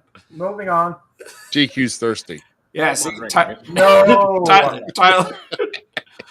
You want to talk about thirsty? right. Go take a shower. Go take a shot. Here we go with the Masked Superstar. Oh wait, yeah, that is the Masked Superstar. Sorry, wrong I person. was so hoping that somebody else would have been here, but he wasn't. Yeah. Well, Axe from Demolition. He was always a cool guy. yeah. And the Masked Superstar was there in attendance. Of course. And what about Berserker here? The Great Berserker. If you would have caught him like just out and about, you would not have known it. That's how much he's changed, but he is a great guy. Absolutely, Cool. yeah. Stand and talk with for a few, get a picture and everything. Right. Absolutely. Absolutely. And what about our next one here? Oh yeah, here we go. Ross Hart. Yeah, of the Hart family. The only good Canadian that was in the building. I concur. And Surprised our chat room is not being blown up by him. Right, thank gosh, because I'm about to say that I actually went and shook his hand at the end of the night and said, "Good job, getting one of the two." Haha, I still was right. Bobby Beach. Yeah. The great Ken. Hey, I actually have a story about Ken. So do I, but you first. Okay.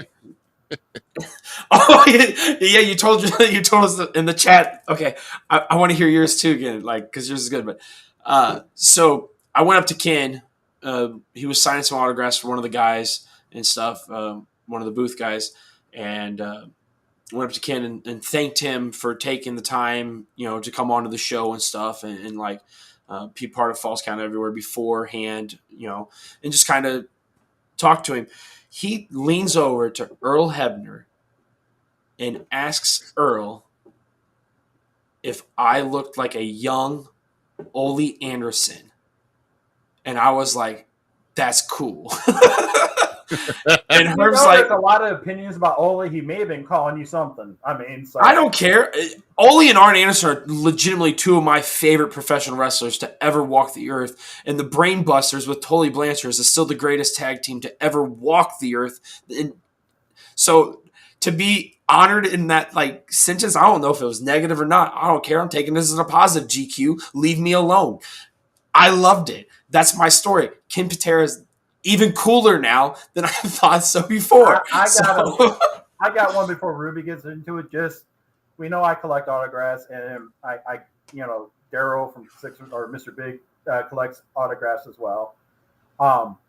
Had me go up and get 2 McDonald's visors and 2 Ronald McDonald pops signed by Ken Patera,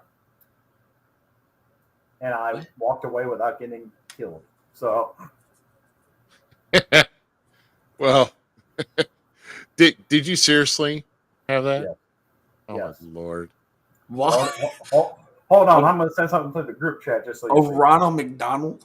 Is that what you just said? There's an old tale. Let's just say that kind of like a dark side story, if you know what I mean. It wasn't Dark Side. It was actually on the recent. I forgot what the Vice City things, but they're about the territories and stuff. So, and he talked about it in there. Did he like choke a Ronald McDonald out or something? Like what? See, I'm not even going to explain it because somehow. Yeah, send me a link so I can find out what this means. Like I want to know. All right. So I will digress to while he's doing that, I will tell my little Ken Patera story. Of course, Ken Patera and I got a chance to get his personal his contact info, and so we can set up for our show that we've already done. Well, I mean, so apparently he still has my contact information, and this is how I know how. Having this long weekend Friday, and then all day and night yesterday, right? I mean, I am just feeling so bad. I feel icky or everything else, but I am just tired to the point where I just don't care. I just want to go to bed. So I I take my shoes off, get ready for bed, and I just go in and I crash. And I just I'll just do everything else in the morning today. So I'm sitting here, and I finally get some chance to go and get some nice rest. I probably get down like around 12:30, and here I am, right in the middle of everything. It's just my senses. It's coming around 6 o'clock, and usually I kind of start waking up around then. But I know I can go back to sleep, but I hear my phone buzzing, going off, and I'm looking over, and it's somebody calling me at 6 a.m. in the morning.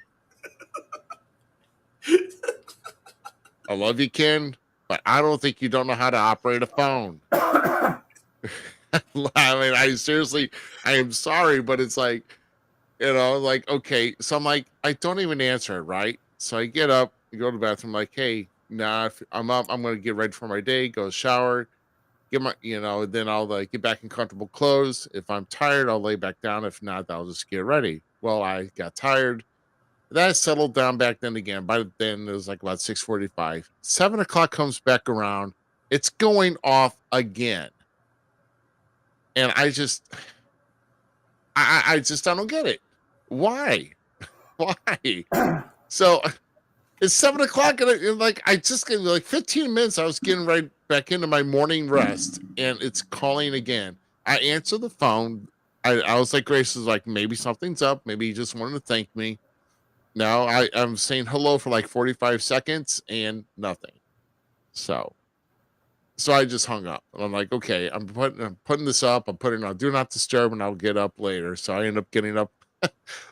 I did go back to sleep for a while. I got up at 9 o'clock and got started with my day. So there's my story. So, thanks a lot. I love the fact that Ken Patera was butt dialing you. I don't think it's a butt dial. I think he was going into a different app, and he's just pressing names. And it happened to be the phone app, and he pressed mine. That's what I think it was. Whatever. I'm chalking it up as a butt dial. Oh my god. I couldn't have any. I don't know what happened here. It's just like, of all the stories I can give with the legends, it's someone who wakes me up in the morning after I've had a long week and I need sleep. Thanks a lot. It's like, thank you very much. Ken was cool. He was so nice. Oh my gosh. I don't know. But now that I know the story, that's funny. Oh my god. Oh Lord. Oh my god. Do we have any more photos, please? I think I got a few more here, and then we'll digress.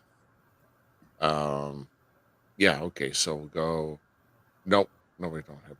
Well, let's take a look at this one photo here. So this is at the end of. I'm fast forwarding to Holy the end of night. cow! We're gonna come back. But look at this here. Ted DiBiase, Haku, JBL, Joe Briscoe, Kim Patera, all sitting together telling their stories and just chatting. Just out in the lobby while the show was going on. And Me and Big were sitting next to each other, and we looked over at that, and he said, do you care to guess first how many wrestling hours total was there?" Second thing, what I said was, I just wanted to move my chair over there and just listen. Facts. Imagine the stories that were being told, like how many fights there were in the whole group that outside of the ring. I mean, so. And JBL caused a lot of them. I mean, but. Oh, wow. Yeah. Just greatness right there. Yeah. So, I mean, I walked by it I did walk by there a few times, but I didn't stick around. Of course, I was just moving back and forth, going to the restroom, making some runs, trying to get things ready by the end of the night. Like, so that was just the end of the night. But, 1 second here, guys. Sorry. Oh, wait. Let's see. Still looking at no photos, so. Do I have any more? I do have more. I'm sorry. I'm trying to get through everything here, and it's I can't find it. Oh, there's that. Yeah, but anyway, if there is more, like I said, going back to what Herb was asking here, if there's anything that you can think of that would make next year, if they happen to have one for next one, go ahead and make that suggestion, because there's always a power in the power of suggestion. I mean, one of the things that just came into my mind too, more collector booths. Oh yeah, no, I won't argue with that. I mean, but I think though, keep it with quality ones, because I think that proved really the fans really enjoyed a lot of it with the few booths that were there. Definitely. Mm-hmm. Yeah. So, I mean, more vendor booths would be cool. Mr. Big's area, there was quite a few title belts sold, and he had sold the Eddie Hot Stuff Eddie Gilbert robe or jacket. So there was a lot of stuff. So it proves that you're not just going to get the casual fan. You're going to get the major collectors, major fans, everything there at these events. So I agree. I almost got an Otis though. Almost. Yeah. There's a few others. I was looking at that Otis figure. I was like, man. It was bought by the end of the night. I'm pretty sure. Oh, I'm sure it was. It was an in package Otis. Could you imagine getting that out of the package and trying to put it up on your? I wouldn't. That would actually stay in package. I have in package guys still. Yeah, of course. So upstairs in our living room, I have above our bay window is all my figs that are in packages. So nice. All I know is next time I really need to kind of like bring like about $700 to $800 and try to buy that Undertaker Bone Street Crew collage. So. Oh yeah, and I've got their information out in my vehicle. I just give them a shout out again, real quick. Go ahead. You're talking about that signature guy across from us? Yes.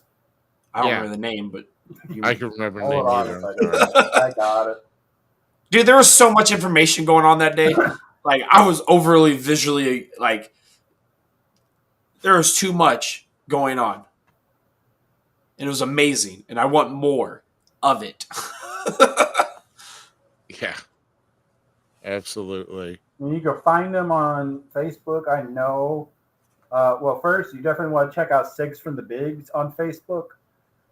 so much memorabilia that he has and can still offer. He still had like left over a little bit, like some signed robes of Ric Flair, Harley Race, Jerry Lawler. And then this group, which was, oh Lord, there's a lot of people commented in this chat already. Super Friends Signatures. There it is. Oh yeah, Look for Super them on Friends Facebook as Signatures. well. That's who. Right. Yeah. So Super Friends Signatures is who that was across from us, and then of course, hopefully they get a chance to kind of put in a good word for us, so that'd be kind of cool. So, I'm actually getting the final part of the photos here that I want to put up here, which will be ready here in just about a moment here, guys. But no, Do you have memes this week or? well, it's getting too late, and no, right now I do not. That's what I was kind of wondering. So, yeah, I've done enough. Go tickle yourself or something if you want to laugh. I don't know. Just, I'm just saying, Go tickle yourself. I could look at how well you did in the Battle Royal. Hey, listen, butthole, will you shut up about right now? I'm not No. Hold on a second, Jesus. I've got a format here, if you don't mind. Well, we'll get to that here in just a minute. Format, GQ, stay in line. God, was he first though? Be like beat the freaking drill instructor, just get a freaking whip and start whipping you in the back of the head. Get you back in line. Man. Holy crap! I am almost done. Glenn Williams lost 2 matches. He lost 2. Oh yeah, he did, didn't he? Yeah. So the winner, Glenn Williams, lost 2 matches. So there you go.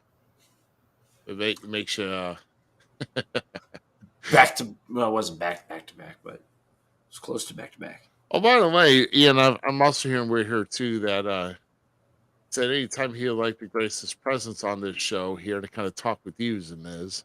Who? So who? Because he knows some of the trash you've been talking. So no, okay, who'd you say?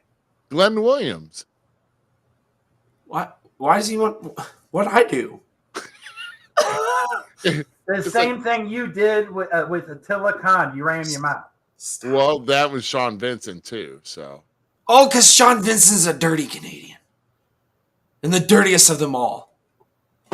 Dang, there's Canadians and then there's dirty Canadians. Oh boy. And he's one of them. He's one of the bad ones. He's not one of the cool ones. He's not nobody's hero. Yeah.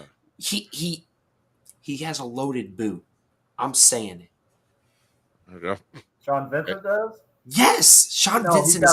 He's got a loaded mouth. Is what that's a fact too. Did you hear everybody? He walked in the building, started chirping and chapping and running his mouth and doing his thing, and everybody's like, "Just shut up!" Like nobody wanted to hear it, but we all heard it. That is actually on Sean Vincent's Facebook page where he came in yesterday in that entire 6-minute segment. And then he yelled at me again, and I'm like, "This is why you're a jabroni, bro. Like, quit." No, let's say the other word, jerk. The other word that begins with J is a jerk. He was acting like a jerk towards you, but But I mean, I will eat crow. I will eat crow because as much as I think he's a scuzzball, he did win. And at the end of the night, like I said on the show, if he would get a W over in the title match, and he did, I walked up to him and I shook his hand. So congratulations, Sean Vincent, for cheating again, but you're still a champion. So all Sean Vincent is a Connor or Lacan. Oh, what a great photo! Yeah, let's go back to this here. I'm not gonna lie; those figures were sweet. Wait a minute, I want that. Which one? There's 3 from that line that I think were being brought there. Oh, right, yes. Yeah, I There forgot was a Bruiser because Brody one. See that dirty Sean Vincent. I thought Herb was going to rest and everything. Don't judge him. hey, shh, quiet, knock it off. Let the man be. There you go. Yeah, but Stan Hansen though, yeah, with those figures, and I gotta give. Was he that selling them? is, Yeah. yeah, is that the Dang it! Powertown collectibles, the Powertown figures? Because I gotta those, find. no. Hold on. Let me- Herb may know if he's still watching, if he didn't just leave right the last few seconds. But there was like 3, I think, that were there, and I'm trying to think who the third one was. But there was a Stan Hansen figure. There's a Bruiser Brody figure. Oh, there were pre-orders. yeah, there were pre-orders. Who was the other one that had the figure though? Herb, do you remember offhand? Yeah, I forgot. Yeah, I would have to look at Powertown figures for that. Holy see. cow! But That's but not the real the- price of that, is it? But as far as the detail on those figures, I mean the brodery. Greg Gagne was the other one. Yeah, Greg Gagne. There you go. So Oh, wow. Okay, I just looked them up real quick. You can look at PowertownWrestling.com. yep. The figures that they have there: Stan Hansen, Magnum TA, Vern Gagne, Bruiser Brody, Kerry I'm Von so happy. Erich, I am so happy we found this right now because I've been wanting these. and Lou Thez. Magnum TA, dude, that's going right up there. Wait. And I think all pre-orders are closed, by the way. Yeah, they So- are. Wait, what? Yeah, for right now, but I think they're still made. Pre-orders closed. I'm looking. But if you're You looking on the still might still get them on the secondary market. I mean, but can I just say here? Yeah, they're saying that there's a package here. But basically, every figure is $45 that they're listing. But let me tell you this: at least that's what the pre one. But if you look at the detail of each figure, not only that, they've got it down to the precise of every detail. Not with just the figure, but with the titles they had. The beauty on these titles and the detail that are on these belts. Holy cow! oh yeah, no, 100%. Holy cow! It's wanna- way better. Hold on a second. I You know, mean, Ruby, look it up on there and bring it onto your screen. yeah. So let me see if I can get a good one here, though. Let me see if I can get Magnum TA's one. Let me see if I can get Magnum TA to come up on here. This I is the had- one that I felt. Oh, Vern Gagne, sorry. Vern Gagne is a figure. Greg was the one that had it done.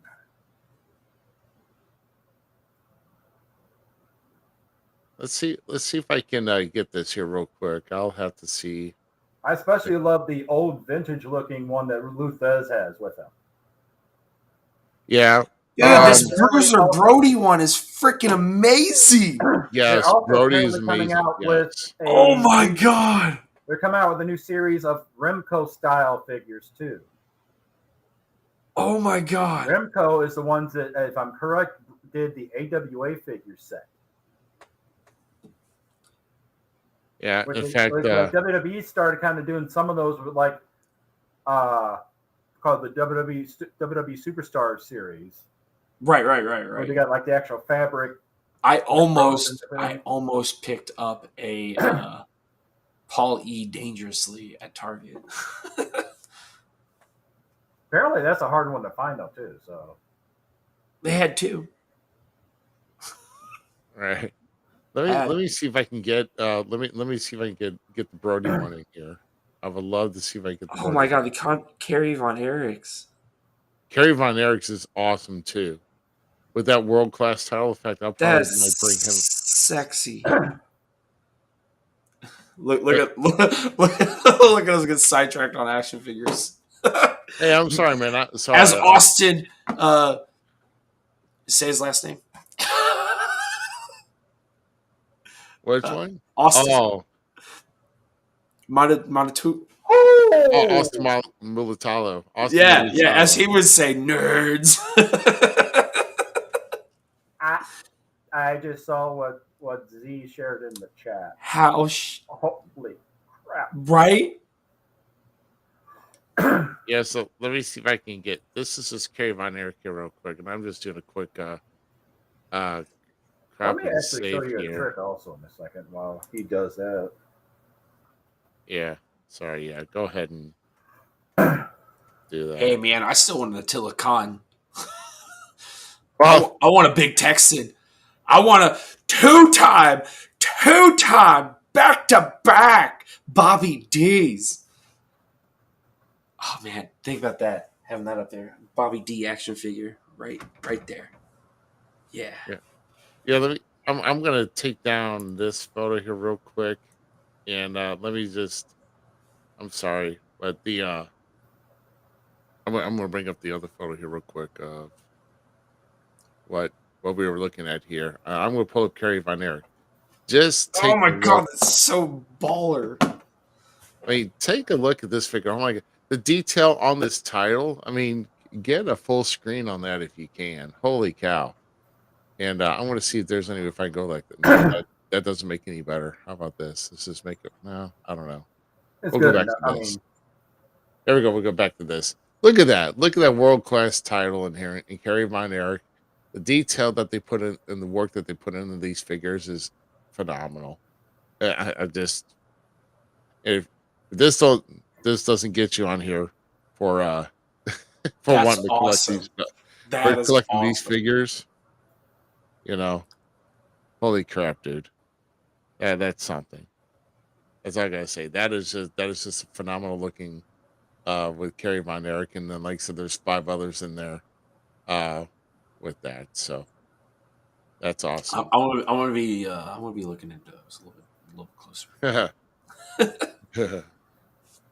So let's digress here to our next photo here. So we're getting Oh, what an amazing photo! there you go. Her with the mouth of the South, Jimmy Hart holding the plaque and ready to get set for Jerry Briscoe. I mean, like I said, the mouth of the South was there yesterday. I mean, what a great individual he is, and um, just being around the FanFest there yesterday. And good to see Jimmy. But here we go with JBL presenting the Jerry Briscoe with his plaque, the St. Louis Wrestling Hall of Fame. I mean, You know smile what's says it funny? all, right? You know what's funny? We got to sit through and listen to them tell a road story about them partying all the time. I'm pretty sure those boys were partying that last night. They weren't. I'm sure. They were having a little bit too much fun. Yeah. The JBL story that he's told about Briscoe, Oh yeah. snooping it up, a brother of my heart. I I mean, want to sit. I want to sit on that circle. That's all I'm saying. I would be happy to sit in any legend circle. I'll tell you that right now. I would be. I would love to be a fly on the wall, or just even find a way to even contribute. That would be an ultimate dream of mine. So yeah, Greg Gagne, of course. Yeah, one of the legends there yesterday within the AWA. Inter- one of the most recognizable international television champions that they had. Which, by the way, if you look up the AWA International TV belt, if you are a belt fanatic or a belt mark like I am, just on the artwork, that title is awesome. Look it up.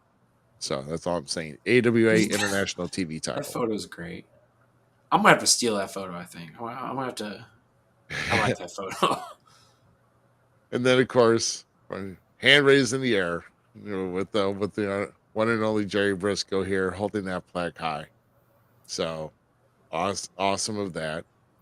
And then, of course, another group photo there with JBL, Jimmy Hart, Wes, and of course that's Nick Rednire.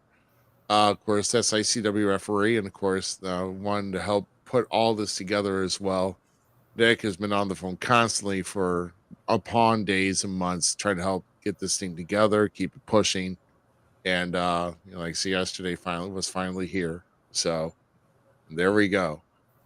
So well deserved is a term that's very that doesn't meet the criteria for what he A great.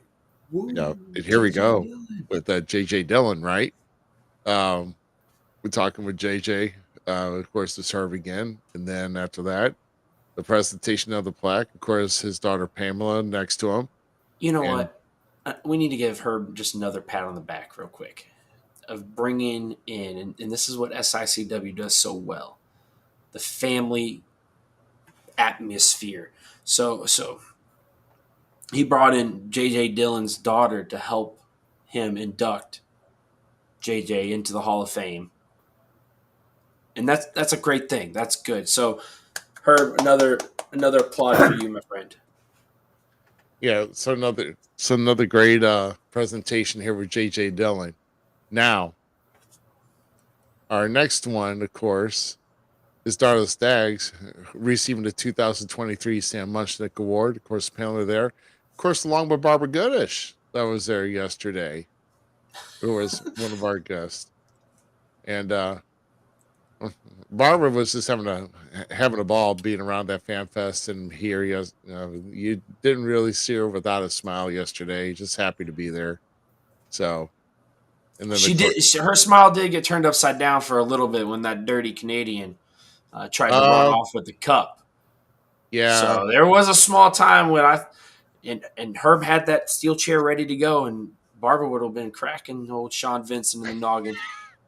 It would have happened. Would have been on her anyway. So, but Darla looking all darling there. Look at that. That's a great photo too. Great reward. But then after handing that award, there was another impromptu presentation. A secret reward. And here we go. Here's Herb with the Lifetime Achievement Award presented to him last night. And all the legends in the ring that were there. Of course, Stan Hansen and they're here also at the time. That's a photo. There you go. Of course, Greg Gagne is second from the right. Is it on the far right? Is that Spike Huber? Yes. Okay, that's what I thought. That's what I thought. Spike, Greg, Ted. Yeah, to go Ted and then Bob. Yeah. Stan and then JBL and then Jimmy Hart. There, Jimmy Hart giving that thumbs up. But yeah, look at that Lifetime Achievement Award, and definitely very well deserved. And then there's another angle here. So, but I'm gonna temporarily take this down here so we're gonna talk here. So, I mean, the wrestling card last night with Austin, we went right into the matches here. Now, Austin Billy Tyler, did he get? Yeah. So, biggest secret of the night, yeah. And by the way, I heard a little bird chirping about that here too, Herb. So I didn't say a word, so I could keep a secret very well, sir. So, that's what I'll say. No, superstar Steve Fender did get a win over Austin. So Austin let me down twice. Well, he didn't really let me down because I like Steve too. He might not be the And then we saw Dr. Eisen defending the MBW heavyweight title successfully. Yes, against El Diablo. Which title was it? The New Breed Wrestling Heavyweight Championship. Okay. And then what about Benjamin Trust and Sheik Prater? What about that one? Sheik Prater took the loss, but kind of left Benjamin Trust a little bit hurting in a for bad wear. State. Yeah. And then the Top Guns, did they happen to prevail over Glenn? Yeah, they did. They beat Glenn. Top Guns took over. Yep. Because Glenn walked out on Waco. Yeah. That's what I heard. Then what about the Throwbilly and the Connoisseur? So I can tell you I am upset with that match because I don't think there was a distinct winner. Throwbilly had his foot on the rope. Niles played, supposedly got the 3. I think I butchered his last name. Yeah, I it's now his apologize. point case. He just Okay. yeah, the throwability just calls him Plunk the Punk. So I Yeah, mean, plunk. It helps you actually drink wine to pronounce it. I mean, I'm just, Ooh. not the okay. whiskey, the wine. But okay. But no, I think there was a screwy finish there, and Chase was disappointed. I was disappointed. I know Isaac was disappointed, and Kevin, I think, was, but it's Kevin. Yeah. But no, he lost. But Silas left him laying. So again, Yeah. What about the Gary Jackson, Curtis Wild, and Jason Breed against the LA Hustlers and Big Joe Helms? A little friction at the end. But lot of friction. yeah, Lot with of friction. Good Joe job, Gary Helms. Jackson. Yeah, Joe Helms hitting Bradley Diggs on accident, and then they capitalize and get the 3 for Gary Jackson. Good win And from Curtis Wild and them. yep. And so there's starting to be some dissension in the Dogtown Underground. So and then of course we mentioned it here before. We'll bring it up here Why are you again. gonna put a pic? That picture's stupid. Yeah, well, Sean Vincent coming away with the SICW Central States title here. So it's so we had to hear more of that. So Too much more of it. yeah. Why couldn't they made Earl Hebner the referee? Would have fixed that. Right? Well, I mean, straight down the middle. well, yeah, you would have thought, right? You would have thought anyway. Maybe. Yeah. Never know.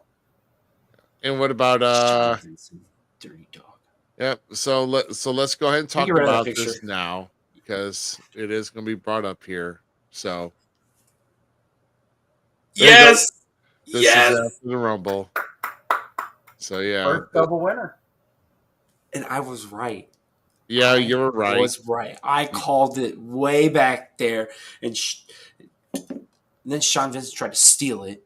But let's talk about the fact that you were supposed to be second place. Yeah, well, was he first out? Was he first No, out? will you quit being mean to him?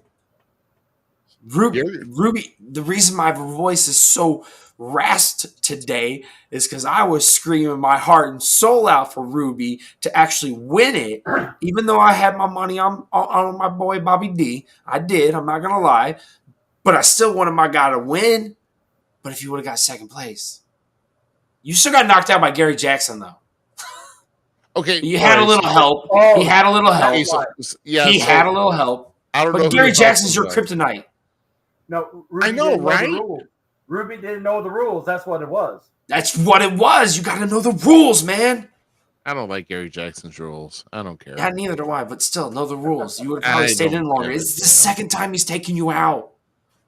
Yeah, with the help of somebody. Okay, so I was watching my 6 and someone had hit me. So it was actually, of all things, I was helping getting Gary Jackson out. And I know who hit me. It was that stupid Brandon Beretta that hit me in the back, little turd. Yeah, he's too much of a goody two-shoe. Oh my gosh. I'm like, what the heck are you doing? Then I was getting ready to go after him. Then I got hit. And then Gary Jackson hit me. Somebody else hit me. Then Gary hit me. The next thing I know, each one of them's got my leg throwing me over backwards. And I'm like, oh my God. And then at that point, momentum took its course and they carried over and I did a 360 backwards over the top.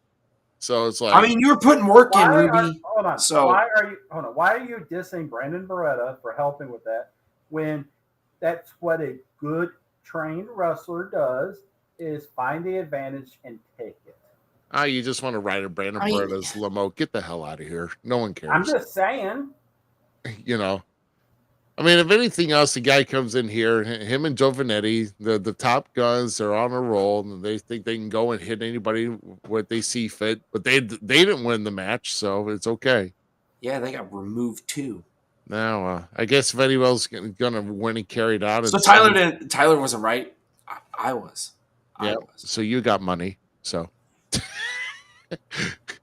So. Anyways. I do actually. It's upstairs in my wallet, and I don't want to go get it. Yeah. You I put did have. those in your wallet. Yeah, Here I did. you go, Z. You You want to put be even those in your happier? wallet. Get them out of your wallet. I will. I'll get them out. Go run up There, there and get them. Show there you Go go, up there. And Z. what? Hold on. I'll go get them. them. Ah, my dude. That's right. That's right. So I had to put that up there. That should So, go up everywhere on like the fact that 2-time I had his back, Bobby D. I got you, and also like I'm pretty sure we both actually said it. So I'm gonna give you on this one. Gonna get you on this one. Big Texan was walking away because he was coming on a whole nother level. So yeah. keep it in the group. Yeah, I love it. Remember, Bobby D accomplished 2 feats here last night. First back-to-back winner and also first 2-time winner. Yep. So, First, we saw history in the making at a history-making event. there you go. Speaking of which, technically, I mean, you also had history in the making that Ruby got eliminated on the second, battle royal on the road by Gary Jackson. So You idiot. shut up. I agree with that one, but GQ's not wrong. Oh, man. Okay, Ruby. see the love you get here, Ruby. Real quick. Hypothetically, if we would have started chanting second place when you came out, how much in trouble would I have been? You not at all. I just would have just shook my head and just gone in the ring. I'm not even. Chase and I. Oh, by the way, Chase says you got a horrible second place. Apparently, I counted too long. Yeah, I got a horrible second place. Yeah. Well, it doesn't matter here. So I'm not even the runner up. So I honestly hope that maybe somewhere down the line at a show, some kid holds a second place sign up just for you, Ruby. Yeah, there you go. And the kids are going to get it because Zach's going to give it to a kid. You know what? Maybe we have a shirt come out. So there's 2 shirts we got to market. Ruby, second place, and Tyler, the best of the hair cute. No, it's hair. Oh, your hair cute. Yeah, your hair cute. Your hair cute. Tyler Cooley. Or what is it? Yeah. Too cool with Tyler Cooley. Yeah, keep it cool with Tyler Cooley. Yeah. And your hair cute. Like, that's a good shirt, man. Keep it in hair cute with Tyler Cooley. Oh, yes! There you go. Yes! Yeah. So, Ruby, you're good at making that. So, you got keeping it hair cute with Tyler Cooley. What would be the second place one for you? I mean, come on, help us out here. what would be mine? I don't know. I have no idea. I'm not giving any marketing ideas. Y'all can figure it out. I don't care. All right, go to the next photo. Bobby D, we love you here. Falls count everywhere. Yep. And then end of the night, guys, let's kind of talk about this. But this was the end of the night with the Big Texan coming away with the big win. Biggest win of his career. And let me just say this Texas Death Match, this took it to the outside. Got so many pinfalls, though, but you had to stay down for the count of 10 after a 30-second rest period. And so, which would have left enough time. I mean, but man, there were so many pinfalls. I was shocked. I guess I really didn't know how this was going to go, but here we are. Texan winning the big one at the end, and here he is thanking the fans at the end of the night and giving his props, and he's going to be a fighting champion. So you're kind of wondering here what's going to be next for the Texan. Do we get a rematch? Maybe at the next show at the Belclair Fairgrounds, maybe on June 10th. Does it go further down the line? Where does it go from here? So, but yeah, Big Texan walked away last night as the new SICW Classic champion. See, my And Bobby there D you money. go. My Bobby D money. Bobby T. How much do you make there? Yeah. So $1,100,000. yeah, that's right. Be enough to buy a McChicken because it'll be dumb everybody enough has to a take it. price. Yeah. And- So that one's not. So that one's not signed out. no, I didn't get him signed. That was not signed. I asked him the same thing before we went on the air too. For another day. Yeah. Now, if you keep putting it in your dang wallet, Dude, it was fine. I had to have a way to protect it. And it take was out to the protected. car. And now I'm going to put it in a book to flatten it back out. Stop whining. It's okay. I know what I'm doing. Nerdy big brother. Good God. Well, heck, we talked about it all this time. Now that yesterday's come and gone, now we're here in the aftermath, of this. So, what happens next? Does another one happen? If it happens to be, I mean, to me, it seemed to be a back place. It seemed to be a packed house to the Fan Fest, and of course, also at the show itself. Like I say, you can't really beat it for the legends that have come in. And no, it was an amazing day, priced beautifully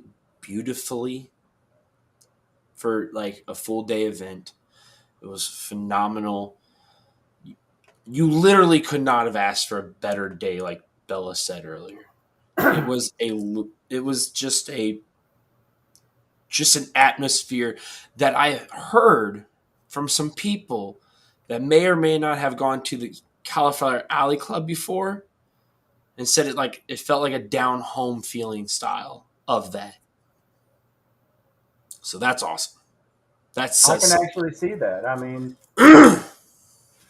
I would say with a lot of the people I ran across or just watched, with the people watching, I think a lot of people were happy with the FanFest. So I think another one would draw back a lot. I think it would be a massive success. Probably a lot more. Yeah. Switch up some names, bring in some people else. It'd be beautiful. Beautiful. Yeah. Maybe, who would I want to see? Savia Vega. Give me Savia Vega. Okay. I'd be down with that.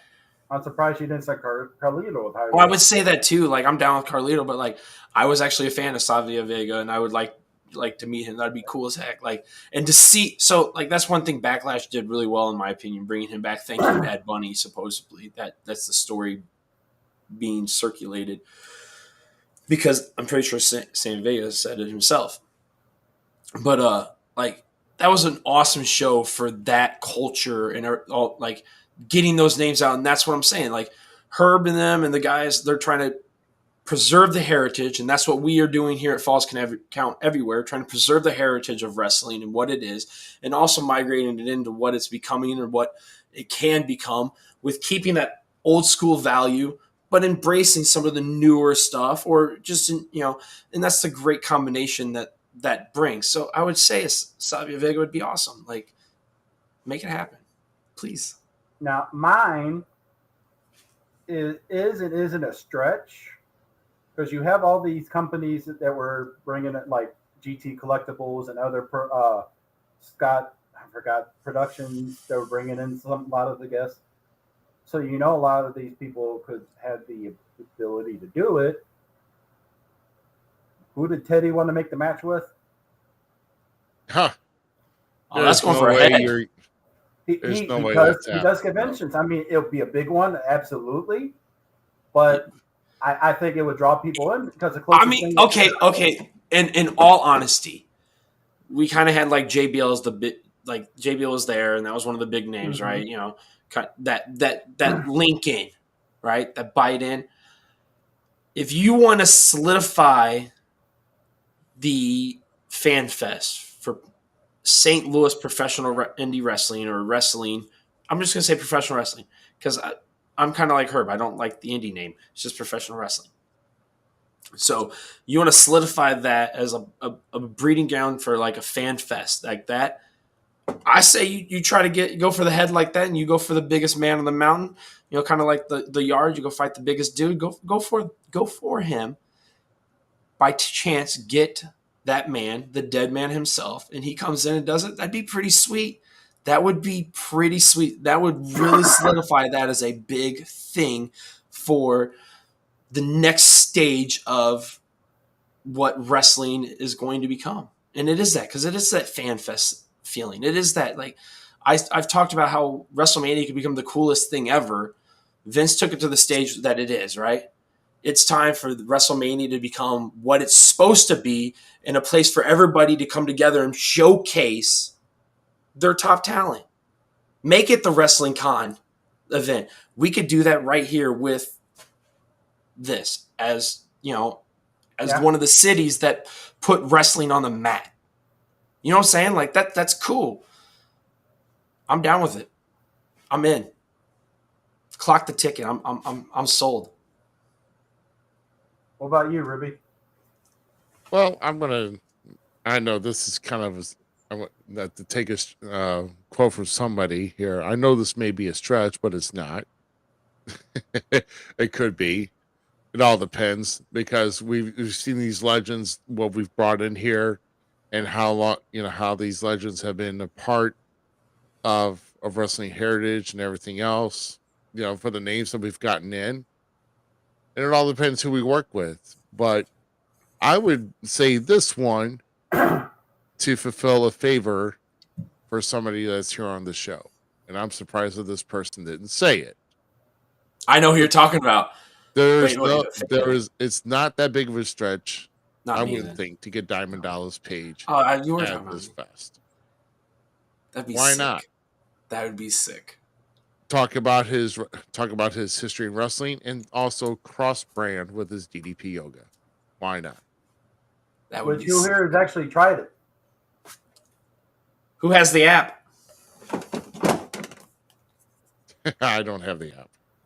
Who actually been on stage with him doing the yoga? Nobody cares. Did you do the downward dog? Yeah. It's not logged in again. Okay, yeah, it's not logged in. It dropped me out.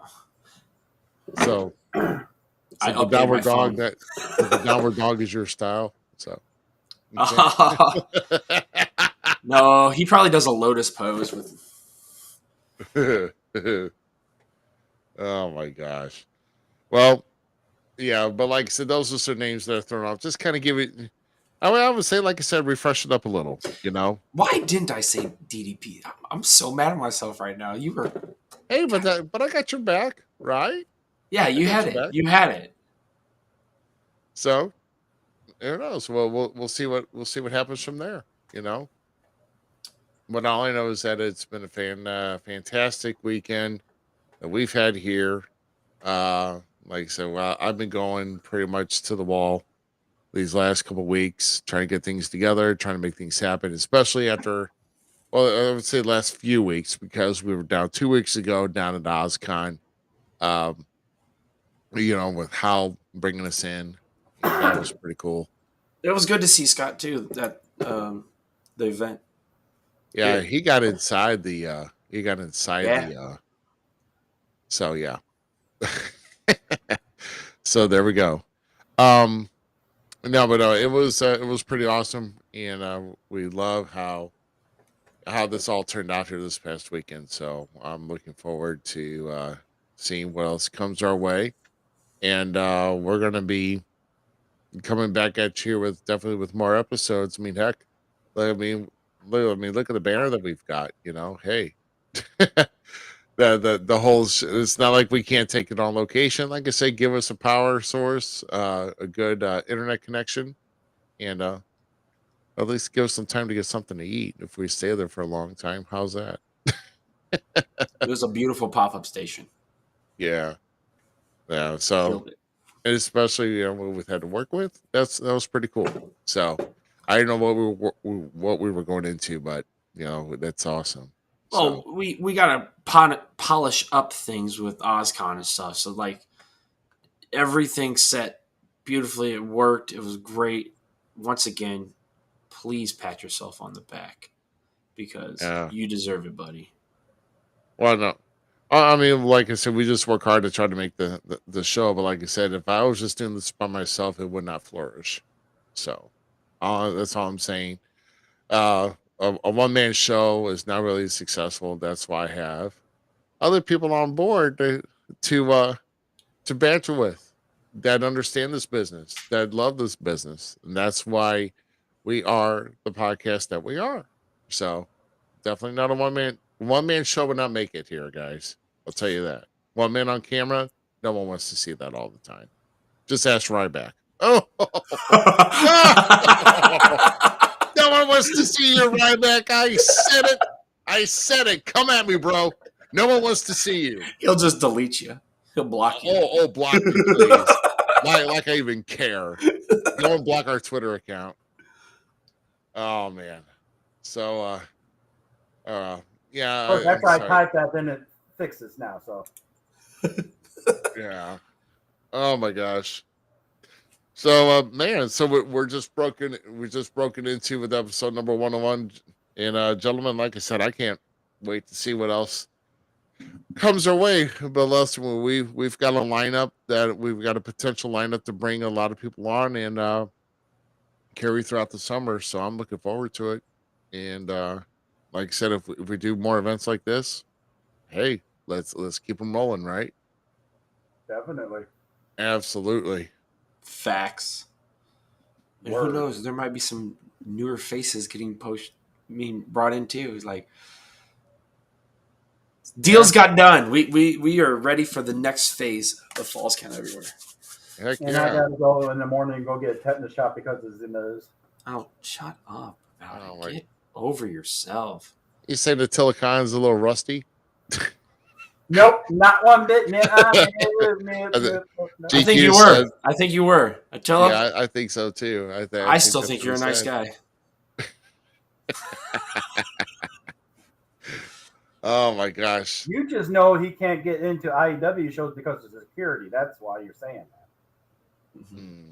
Are you challenging him? Nope. Are you threatening me? Nope. Any final thoughts? Never know. It is professional wrestling. I'm just saying. Any final thoughts, gentlemen? I just say thank you. Gentlemen, who came in? I just want to say, Ruby, GQ, it was a pleasure spending this weekend with you guys, like always. You guys, it's a blessing. A blessing. Herb, thank you. SICW, thank you. The Legends, thank you for coming out. And most importantly, like everybody said there that night, thank you for the fans for showing up, showing out for us, and doing what keeps the motor going. You guys are the oil. We need you and for that kind of stuff. And so to see local wrestling get that much love, yes, the Legends were there, but we got to love them too because they helped make it to where indie wrestling, WWE, wherever it may be, is here, that ground. So thank you, everybody, for just being awesome. You're welcome. Holy cow. All right. On that note.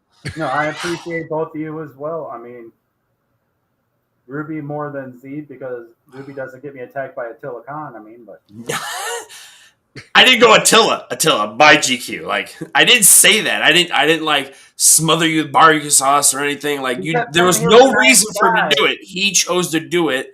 I still think he's a nice guy. I did not get bit. Stop! Just because you had a funk about you it's your problem, man. Get smothered in barbecue sauce. Doesn't make it any better. No, I don't think so. I don't think so. Oh my gosh. On that note, everybody, we're going to head out for the night. Closing out episode 101 of the Falls Count Everywhere podcast. And once again, a long weekend, but a very, very enjoyable one and one to remember here. So for GQ down at the bottom, the Gem City Mouse Zmiz, to the top right of your screen, I am Rough Cut Rick Ruby. We thank you once again for joining us. Make sure you're tuning in to our pages on Facebook, YouTube, Twitch, and of course on Twitter at FCE Podcast. But more than likely, our Facebook page for this upcoming week to see who we got for our guest on episode number 102. So stay tuned to that. Until then, guys, you have a great week. And we will not see you, Sean Vincent. Oh, yeah, I forget Sean Vincent. Later, yeah, Sean, guys. whatever. Okay. USA rules. Have a good night, everybody. We'll see you next week. Thanks again for tuning in to tonight's episode of the Falls Count Everywhere podcast. Don't forget our friends at the following: Outside the Ring StL, the Searcher and Hide podcast, and We Talk Wrestling. The Falls Count Everywhere podcast is an LTX Enterprises production.